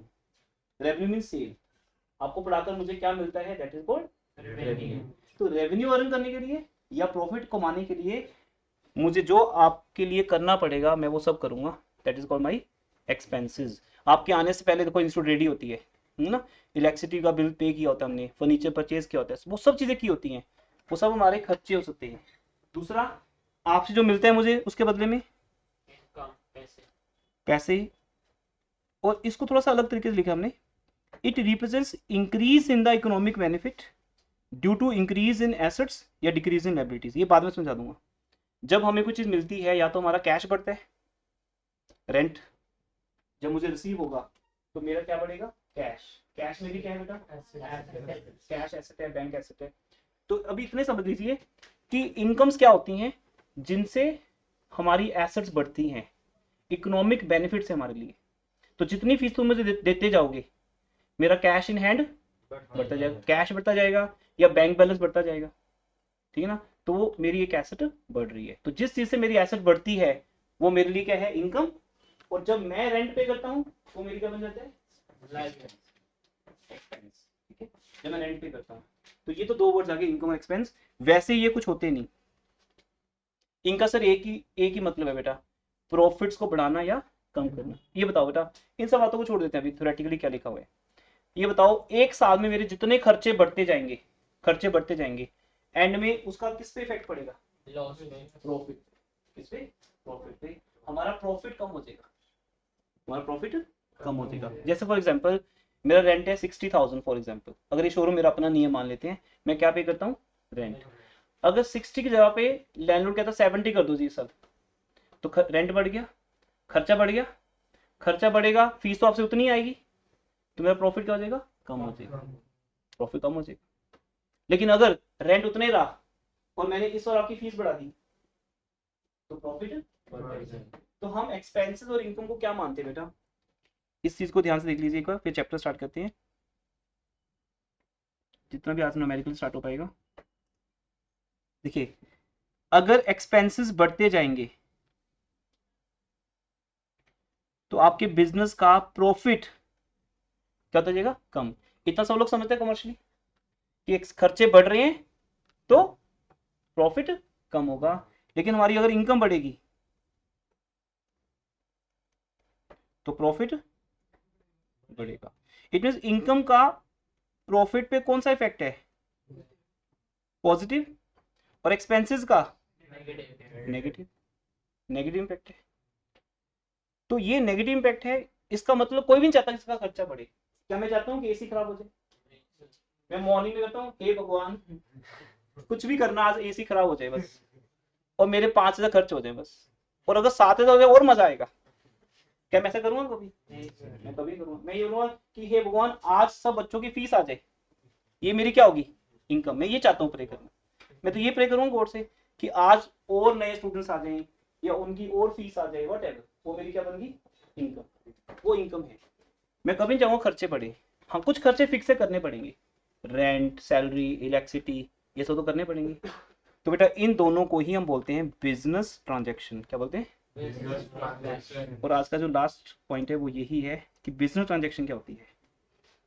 ये बहुत इंपॉर्टेंट चीज है, बाद में हम थ्योरी में पढ़ेंगे। ये जो मैंने आपको अभी सिखाया ना, ये आज के चैप्टर की जरूरत है इसलिए बताया है। लेकिन जब हम थ्योरी में जाएंगे तो ये आपको चैप्टर नंबर 2 मिलेगा थ्योरी में, जिसका नाम है अकाउंटिंग टर्म्स। क्या नाम है, accounting terms, basic accounting terms. वहां पे बहुत डिटेल में पढ़ेंगे। उसमें तो ऐसा ना ट्रांजैक्शन के वो पूरी रिसर्च करेंगे, पूरी पीएचडी करेंगे। अभी सिर्फ 2 लाइनों में ट्रांजैक्शन क्या होती है। +1 क्लास आपके लिए बहुत इंपॉर्टेंट है बेटा, इसमें जो नहीं सीखा वो बस रह गया पूरी लाइफ के लिए। कुछ भी +2 में कोई नहीं सिखाएगा ये सब चीजें, और इसके बिना आपको काउंट्स कभी भी कंप्लीट नहीं आती। देखो ध्यान से, कुछ ऐसा बिजनेस में हो जाए, anything happen in the business which change the composition of three things, asset, liability या कैपिटल। ये तीन चीजें हमारी मेन है बेटा। इनकम एक्सपेंसेस मेन नहीं है, उनके होने से किस पे इफेक्ट आता है, एसेट्स पे, लाइबिलिटीज पे या कैपिटल पे। जैसे फॉर एग्जांपल मुझे आपसे फीस मिलती है, फीस मेरी इनकम है, ये तो सब जानते हो। कॉमर्स पढ़ी भी ना जानते हो कि जब टीचर्स को फीस मिलती है, फीस उनके लिए क्या होती है, इनकम। वो तो एक इनकम का नाम है, उसको भूल जाओ। उससे होता क्या है, कैश बढ़ती है, मेरा कैश बढ़ जाता है। अगर आप फीस बैंक के थ्रू दोगे, ऑनलाइन ट्रांसफर करोगे, चेक के थ्रू दोगे, तो क्या बढ़ेगा, बैंक बैलेंस। तो बेटा कोई ना कोई इफेक्ट तो पक्का आएगा तीन में से किसी एक वर्ड पे, या शायद दो पे, या शायद तीनों पे। तो एसेट्स, लायबिलिटी एंड कैपिटल, इनकी कॉम्पोजिशन पे जिस एक्टिविटी का इफेक्ट आता है, उस एक्टिविटी को क्या बोलते हैं, ट्रांजैक्शन। और वो बिजनेस क्यों चाहिए, that is called business transaction. तो देखो क्या लिखा बेटा, happening of an event. Event का मीनिंग बाद में समझाएंगे, जब आपको थ्योरी समझाएंगे ना अच्छे से, तब आपको बताएंगे कि इवेंट क्या होता है। इवेंट बेसिकली रिजल्ट होता है बेटा, रिजल्ट। जैसे आपका जब रिजल्ट आएगा 10th का, तो आपके पेरेंट्स की मेंटल कंडीशन पे इफेक्ट आएगा। हो सकता है बहुत खुश होके, है ना, आपको वो घुमाने ले जाएं, है ना, होटल में ले जाएं खाना खिलाने, या कुछ दिला दें मोबाइल वगैरह। हो सकता है कुछ मेंटल स्टेटस इतना चेंज हो कि उस दिन पिटाई होगी तुम्हारी, चेंज जरूर आएगा। चेंज जरूर आएगा, देखना। वो रिजल्ट है। अगर रिजल्ट सुन के उनके कोई इंप्रेशन मिले ही ना आपको, तो रिजल्ट रिजल्ट ही नहीं है। जैसे मैंने पेरेंट्स को बोला कि मेरे 95% मार्क्स आ गए, अच्छा ठीक है ओके, उन्होंने कुछ नहीं कहा, तो इतना तो आप किसी ऑटो वाले को बताओगे, वो भी बोलेगा अच्छा वाओ वेरी गुड, कुछ ना कुछ बोलेगा, बहुत अच्छी बात है, कुछ तो बोलेगा। आपको कुछ तो चाहिए ना एक इफेक्ट। तो जिसको इफेक्ट नहीं पड़ता आप उसको रिजल्ट बताओगे नहीं। आप थोड़ी सबको बताते फिरते हो अपना रिजल्ट, आप उन्हीं को बताते हो, अपने स्कूल टीचर्स को, ट्यूशन ट्यूटर को, कोचिंग सेंटर्स को, या अपने पेरेंट्स को, या अपने कजन्स को, सबको बताओ जो जो इंटरेस्टेड है अभी। ऐसे ही अकाउंट्स के रिजल्ट्स में भी अकाउंट्स की कुछ पार्टीज होती है जो इंटरेस्टेड होती है, जिनको बोलते हैं इंटरनल या एक्सटर्नल। वो थ्योरी में आएगा। थ्योरी बड़े आपको ना बड़े इंटरेस्टिंग वे में करवाएंगे। थ्योरी पढ़ के मजा आ जाएगा आपको, वो रिमेम्बरेबल भी होगी, अंडरस्टैंडिंग भी होगी। ये सबसे बोरिंग चीजें थ्योरी है अकाउंट्स की, उसी कारण से टीचर्स भी डरते हैं, थ्योरी प्रॉपर्ली करवाते नहीं है। चंडीगढ़ में बेटा एक बात है जो फेमस है, कोचिंग सेंटर्स में भी थ्योरी होती नहीं है, थ्योरी क्लासेस लगती नहीं, इसलिए हमने उसको हाईलाइट किया है थ्योरी क्लासेस। हमारी थ्योरी क्लासेस अलग से होती है, 1 मंथ थ्योरी क्लासेस होती है बस, फिर न्यूमेरिकल नहीं होता उन दिनों में। तो क्या चलते हैं थ्योरी क्लासेस, क्योंकि हमें थ्योरेटिकली स्ट्रॉन्ग करना है आपको। इसका मीनिंग जिसको आता है उसी को अकाउंट्स आती है। न्यूमेरिकल सोल्व करके 5 आउट ऑफ 5 लेना इंटेलिजेंस ही नहीं है। आपसे इंटरव्यूज में क्या पूछा जाएगा, what do you mean by business transaction. You can't say rent paid is a business transaction, तुम्हें ऐसे बोलना पड़ेगा। हैपनिंग ऑफ एन इवेंट, एक रिजल्ट का आना, with someone which result a change into the composition of financial position. यहां तो बहुत छोटा सा लिखा है, ये पूरे पेज का आंसर है एक, कि बिजनेस ट्रांजैक्शन क्या है। ये मैंने आपको लिख के भी दिया हुआ है, आपके नोट्स के अंदर है। इसमें काउंटिंग टर्म्स भी हैं, इस तरह आपको मिलेगा, ये बाद में पढ़ने देंगे अभी। क्लियरली, तो वो बिजनेस ट्रांजैक्शन है जिसका एसेट्स पे इफेक्ट आएगा, या लायबिलिटी पे, या कैपिटल पे। मैं 2-3 एग्जांपल समझाता हूँ, उसके बाद फिर अकाउंटिंग क्वेश्चन न्यूमेरिकली स्टार्ट होते हैं, जितना हो जाए, नहीं तो नेक्स्ट क्लास में। ये देखो बेटा ध्यान से, मैंने रेंट पे किया, अब बताना बातों बातों में चैप्टर स्टार्ट हो गया। यही अकाउंटिंग क्वेश्चन है, जो भी तुम यस और नो बोलने वाले हो ना, उसके ऊपर। हाँ जी, मैं आपके सामने 3 वर्ड लिखता हूँ, एसेट्स जिसको हम पूरा समझ चुके हैं अभी, वो डिटेल में बाद में समझेंगे थ्योरी में। ये किसके बराबर है, लायबिलिटीज एंड, मैं फिर बोल देता हूं, जितना पैसा मेरे पास इस टाइम पड़ा है या आने वाला है किसी से, वो 2 ही लोगों से आया है, या तो बाहर वालों से या घर वालों से, जिसको मतलब ओनर। मैं तो घर का ही हूं ना। कोचिंग सेंटर मुझे क्या बोलता है, ये सर तो घर के ही है, मेरे पैसे का बर्डन लेते, अगर कहीं रेंट आउटस्टैंडिंग पड़े उसका बर्डन ले रहे हैं। मैंने बोला भाई मैंने जो दिए 10 लाख वो तो वापस करो। फिर सर आप तो घर के ही हो, आपका क्या है, आप तो यही हो। हमने तो उन लोगों को वापस करना है जिनको, जो बाहर वाले हैं, वो मांगते हैं बार बार, उनको एक प्रॉमिस होता है ना कि 1 महीने में देना है, 2 महीने देना है। तो जो घर वालों ने दिया कैपिटल, जो बाहर वालों ने दिया वो लायबिलिटी, दोनों को मिला के क्या बन गया। अब मैं जब रेंट पे करूंगा, बताओ जल्दी से बताओ, रेंट पे किया 10,000, बिना मनी के तो बात नहीं करेंगे ना। हाँ जी, रेंट पे करने से क्या चीज कम होगी, नहीं नहीं, क्या कम होगा सीधा बताओ ना एसेट बेटा, सीधा बताओ ना, कैश कम होगा। क्या कम होगा? कैश। और कैश किसका पार्ट है? एसेट एसेट्स का पार्ट है। लायबिलिटी पे कोई इफेक्ट आएगा नहीं, तो उसको बोलते हैं कांस्टेंट। तो फिर उसके बराबर कौन कम हो जाएगी? क्यों कैपिटल कम होगी? क्योंकि अब हम ये मान के चलेंगे बिजनेस का जो भी एक्सपेंस होगा वो एक्सपेंस हमारे प्रॉफिट को कम करेगा, बोले ना, जितने खर्चे बढ़ते जाएंगे प्रॉफिट कम होता जाएगा। अल्टीमेट प्रॉफिट किसको मिलना था? ओनर को। ओनर नाम क्या है? कैपिटल। अल्टीमेटली हमारी कैपिटल पे इसका कौन सा इफेक्ट आता है? नेगेटिव। पर मैं वो बाद में सिखा दूंगा आपको, अभी नहीं करते बात उसकी। अभी सिर्फ एक एस्पेक्ट भी बता दूंगा तो भी चलेगा। जब मैं रेंट पे करता हूँ तो मेरी क्या कम होती है? Asset. This is called transaction. अगर रेंट पे करने से कुछ भी कम नहीं होता, कुछ भी बढ़ता नहीं, जैसे फॉर एग्जांपल बेटा ये चेयर ना यहाँ से वहां कर दो, अब बताओ किस पे इफेक्ट आएगा? किसी पे भी कुछ भी नहीं। ये चेयर तो मेरी एसेट थी ना, यहाँ से वहां जाने पे भी क्या रही? एसेट ही रही। इफेक्ट तो क्या है नहीं, ना एसेट बढ़ी ना कम हुई। ये मेरे पास पैसे यहाँ पड़े हैं, मैंने यहाँ से उठा के यहाँ रख दिए, अब क्या इफेक्ट आया? कुछ भी क्या ये बिजनेस ट्रांजेक्शन है? नहीं सर। मैंने अपना कैश निकाल के ऐसे रख दिया टेबल पे, टेबल से उठा के पॉकेट में डाल दिया, इज इट ट्रांजेक्शन? क्योंकि इसका हमारे तीन में से किसी पे भी इफेक्ट नहीं आ रहा, ना एसेट्स पे, ना लायबिलिटी पे, ना कैपिटल पे। तो इनमें नहीं आ रहा तो ठीक है, तो ट्रांजेक्शन नहीं है। बट रेंट पे करने से कैश कम होगा। दूसरा एग्जांपल बेटा, बैंक से लोन लिया, हमने बैंक से लोन लिया 2 लाख का, बताओ सीधा इफेक्ट किस पे पड़ेगा? लायबिलिटी से। लायबिलिटी बढ़ जाएंगी, वो अलग बात है, साथ में बैंक भी बढ़ेगा। मैं आपको डबल एंट्री सिस्टम बाद में सिखा दूंगा इसका, जिसके ऊपर अकाउंटिंग क्वेश्चन बेस्ड है। बट एक डायरेक्ट इफेक्ट बताओ, जब बैंक से लोन लोगे तो क्या बढ़ेगी? लायबिलिटी बढ़ेगी। जब लोन पे करोगे, कैपिटल जब लोन पे करोगे तो लायबिलिटी कम हो जाएगी। लोन लिया तो लायबिलिटी बढ़ेगी, लोन वापस कर दिया तो लायबिलिटी कम होगी। This is called business transaction.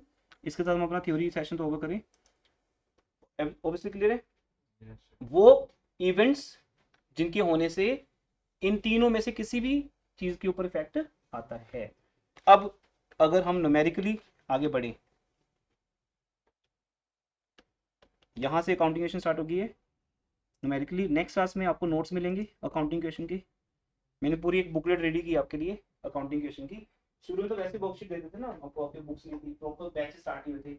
अभी हमारी बुकलेट हुआ करेगी। एक आपको बुक करनी है डीके को, जो ज्यादातर स्कूल में चलती है। पर अगर किसी स्कूल में डीके को बुक नहीं है, टीएस है, कल्याणी है, कोई दिक्कत नहीं बेटा, सब में क्वेश्चन सेम है। आपको एक चीज को बेस मान के क्वेश्चन करने, और साथ में जो हमारी इंस्टीट्यूट के नोट्स है वो तो कॉमन ही है। उसको करने के बाद सारी बुक्स वैसे कवर होगी, उनसे बाहर तो कुछ है ही नहीं। तो मैं आपको अकाउंटिंग क्वेश्चन का एक फॉर्मेट बताता हूँ, क्योंकि आपको पता है अकाउंट्स में कि कोई भी चीज हम बिना फॉर्मेट के नहीं करते। इसको बोलते हैं सिग्निफिकेंट मैनर। क्या बोलते हैं? कोई भी चीज जो हम बुक्स में दिखाएंगे वो सिग्निफिकेंट मैनर के थ्रू दिखाएंगे। तो इसका फॉर्मेट कैसा है? सबसे बड़ा फॉर्मेट इसी का है अकाउंटिंग क्वेश्चन का। ये कैसा होता है? ये दो तरीके का होता है, एक होता है वर्टिकल, एक होता है हॉरिजॉन्टल। जो लेटेस्ट बुक्स हैं सब में हॉरिजॉन्टल चलता है, मॉडर्न अप्रोच। तो मैं आपको हॉरिजॉन्टल पहले सिखाता हूँ। कुछ एक स्कूल्स हैं, तो स्कूल्स की बात नहीं करें, कुछ एक टीचर्स हैं जो बेचारे पुराने टीचर्स हैं, जिन्होंने अभी तक मॉडर्न सिस्टम को अडॉप्ट नहीं किया। वो पढ़ाए जा रहे हैं वही तरीके, पुराने तरीके से।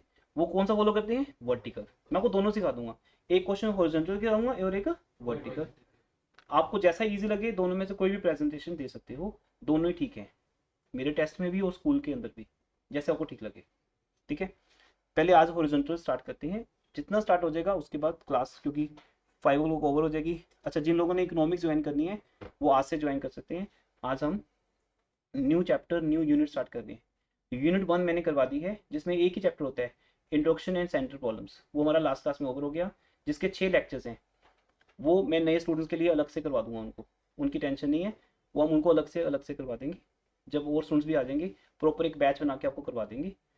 आज से हम चैप्टर 2 स्टार्ट कर रहे हैं आपकी बुक का, कंज्यूमर इक्विलिब्रियम। यहाँ से इकोनॉमिक्स टेक्निकल हो जाएगी कंज्यूमर इक्विलिब्रियम से। फर्स्ट चैप्टर तो ये था ना, थोड़ा बोरिंग टाइप भी था, स्पीच थी, इंट्रोडक्शन थी। यहाँ से मेन इकोनॉमिक्स स्टार्ट होती है, consumer unit. Second unit consumer unit है, जिसमें 3 चैप्टर्स हैं। थर्ड यूनिट है प्रोड्यूसर यूनिट, जिसके 5 चैप्टर्स हैं। थर्ड यूनिट है, सॉरी फोर्थ यूनिट आ जाता है मार्केट फॉर्म्स। अगले 3 यूनिट्स तीनों ही मेन है।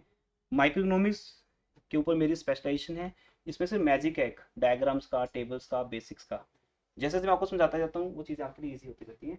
तो जिनको ज्वाइन करना है आज चैप्टर 2 से ज्वाइन कर सकते हैं, चैप्टर 1 मेरे पे छोड़ दो, मैं अलग से करवा दूंगा। अब अकाउंटिंग क्वेश्चन कैसे होती है बेटा, एक तो नाम लिखते हैं हम ऊपर, आज सिर्फ देखना है, नेक्स्ट क्लास से लिखना शुरू करेंगे। हम ऊपर हेडिंग देते हैं अकाउंटिंग इक्वेशन, चैप्टर का नेम भी यही है। और आप अपनी नोटबुक को दूसरे तरीके से स्टार्ट करेंगे, आपको लेंथ मिलती है इस तरह से, ठीक है। क्या बोलते हैं उसको, पोर्ट्रेट या लैंडस्केप, हाँ, जब हम कॉपी को घुमा लेते हैं उस तरीके से बनाएंगे। स्पेस बहुत चाहिए होता है हमें, या 2 पेज यूज कर लो, लैंडस्केप, हाँ लैंडस्केप। हम अपनी कॉपी को या तो ऐसे पूरा यूज करें तो भी ठीक है, पूरा एक फॉर्मेट बन गया एज इट इज, या फिर ऐसे कर लें, फिर इसको हमें स्पेस आ चाहिए होता है, ठीक है। देखिए कैसे, फर्स्ट है सीरियल नंबर, क्योंकि यहाँ डेट्स गिवन नहीं होती, यहाँ डेट्स की इंपॉर्टेंस नहीं है, ट्रांजैक्शन किस डेट को हो रही है ये इंपॉर्टेंट नहीं है, नंबर दिया होता है 1 to 3।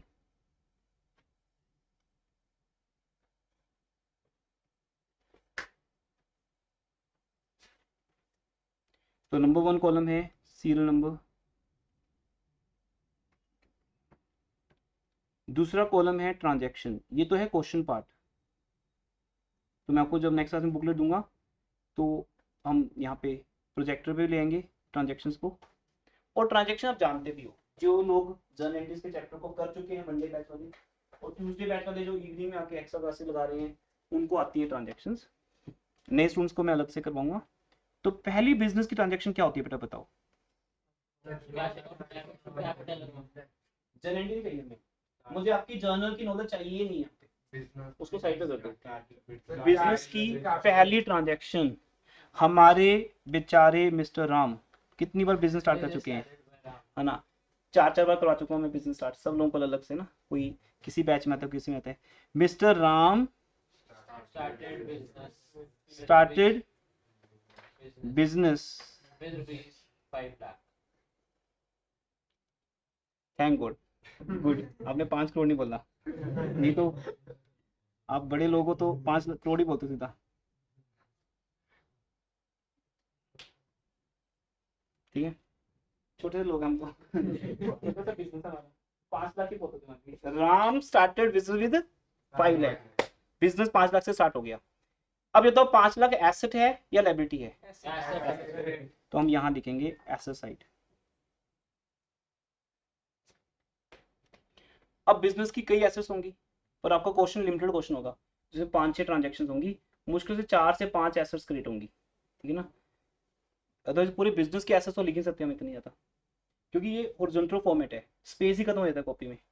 पर एक मान लेते हैं फिर भी कि इतने में आ जाएंगे एसेट्स, इतने स्पेस में हमारी एसेट्स आ जाएंगी।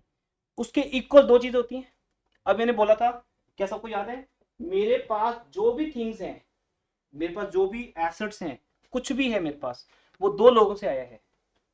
बिजनेस के पास जो भी कुछ है वो 2 लोगों से आता है, एक आउटसाइडर से लायबिलिटीज, और दूसरा कैपिटल से आता है। हमारी बिजनेस की टोटल एसेट्स, हम इसको टोटल भी लिख सकते हैं, टोटल एसेट्स 2 चीजों के इक्वल है, लायबिलिटीज एंड कैपिटल। और साथ में रुपीस, इंडियन रुपीस का जो साइन है वो लगाना पड़ता है, RS कोई नहीं लिखेगा कभी भी, ठीक है।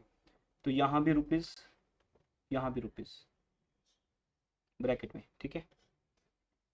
अब यहाँ से चैप्टर स्टार्ट हो गया, बातों बातों में राम ने बिजनेस स्टार्ट किया। और think from business point of view, तुम सब लोग बेटा, तुम सब लोग सुन लो ध्यान से, आप सब लोग बिजनेस हो, अपने आप को बिजनेस मानना, राम मत मानना। राम ने बिजनेस को मतलब आपको 5 लाख रुपए दिए हैं, गर्मा गर्म 5 लाख हमें मिले हैं अभी। तो सबसे पहले हमारी बिजनेस की एसेट कौन सी क्रिएट होगी, कैश। कैश 5 लाख का कैश आ गया, कैश में दे दिए 5 लाख। बहुत इजी, एक लेमन चैप्टर है ये, आ गया। लायबिलिटी क्रिएट हुई कुछ नहीं, लायबिलिटी कोई क्रिएट नहीं हुई। बिजनेस के ऊपर लायबिलिटी तब क्रिएट होगी जब हम बाहर वालों से पैसा खरीदेंगे, उनसे कोई सर्विस लेंगे, उनसे कोई गुड्स खरीदेंगे या बैंक से लोन लेंगे। लायबिलिटी का मीनिंग मैं ऑलरेडी बता चुका हूँ आपको, फिर आप क्यों बोल रहे हो लायबिलिटी क्रिएट हुई है। यहाँ पर कैपिटल क्रिएट हुई है बेटा, कैपिटल को कैपिटल लिखते हैं इसलिए द्वारा कैपिटल वर्ड लिखा जाता है।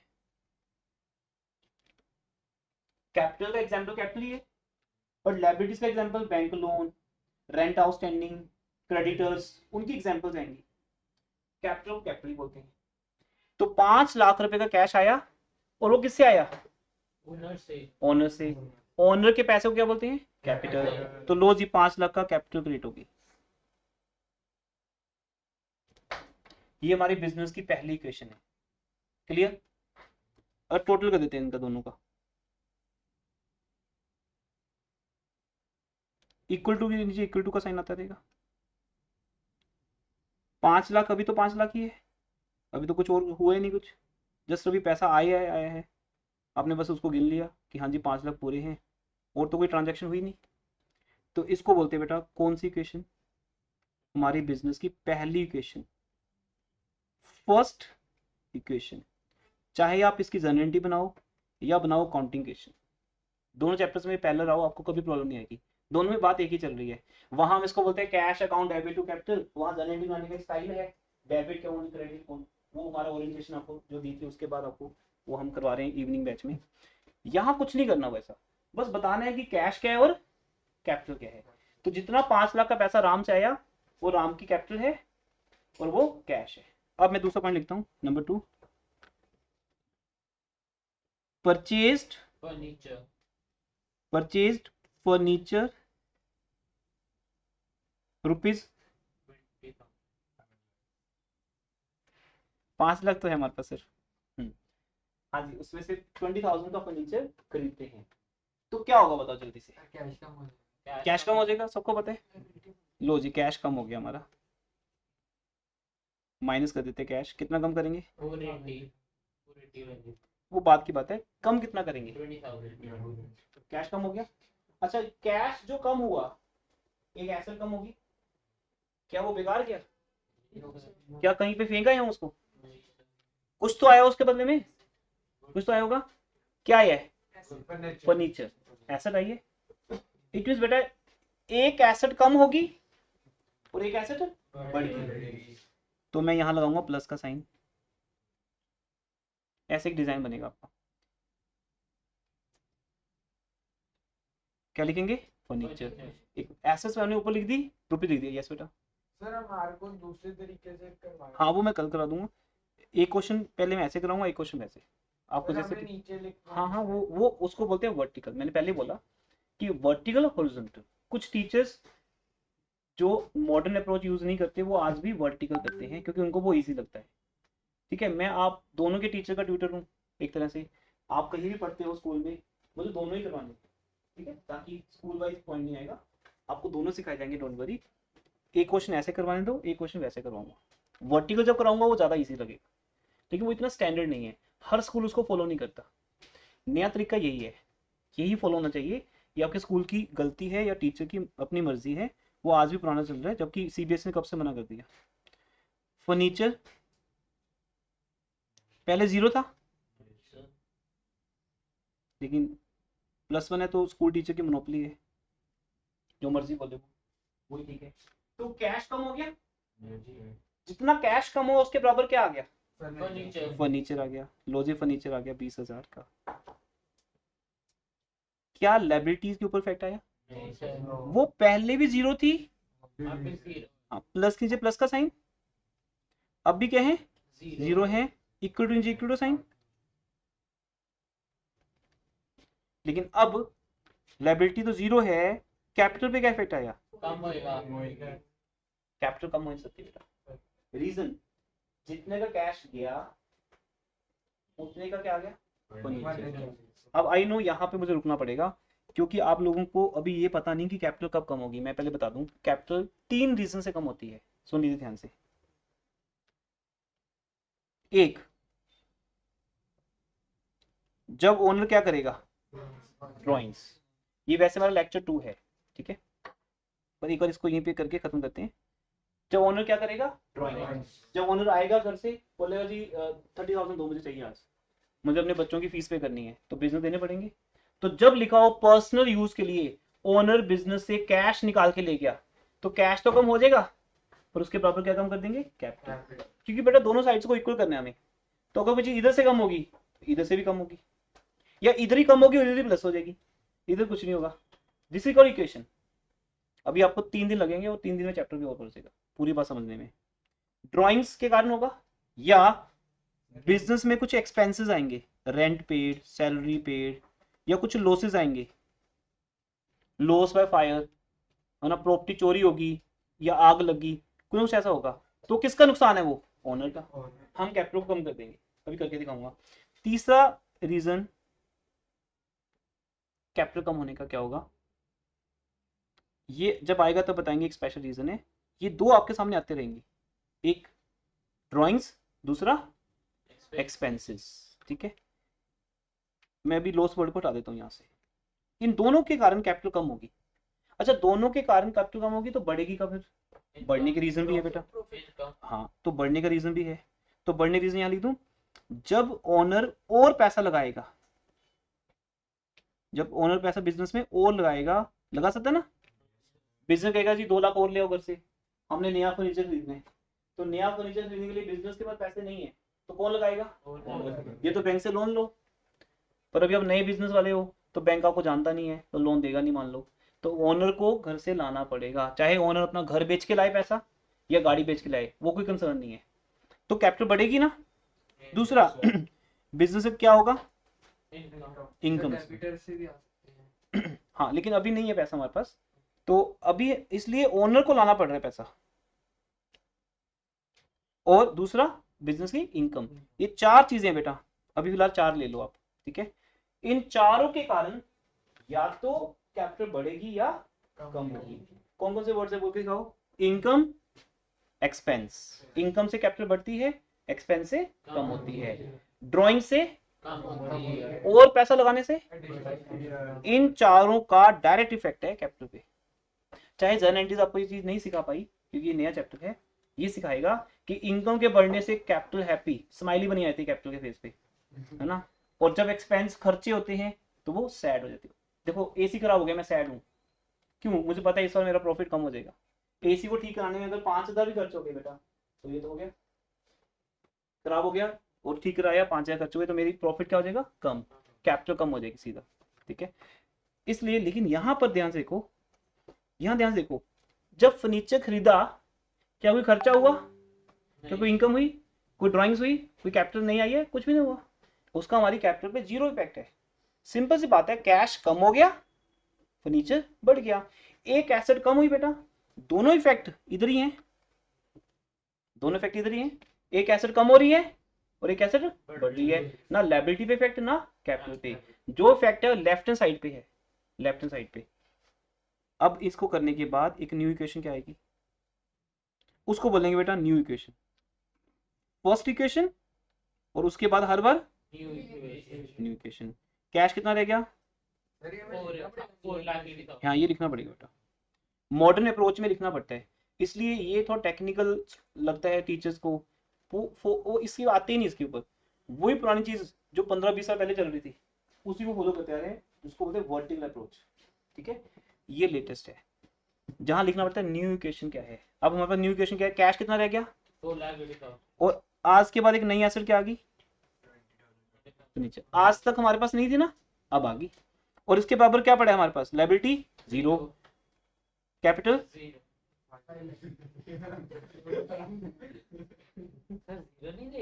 कैपिटल तो 5 लाख है बेटा, या तो बढ़ेगी या कम होगी, तुम कैपिटल को खत्म कैसे कर सकते हो। लिसन, अब ध्यान देखिए बेटा, अब हम दोनों को ऐड करो और ये किसके इक्वल है, 5 लाख, तो इस पे मैं अपना आज स्टेटमेंट ओवर कर दूंगा।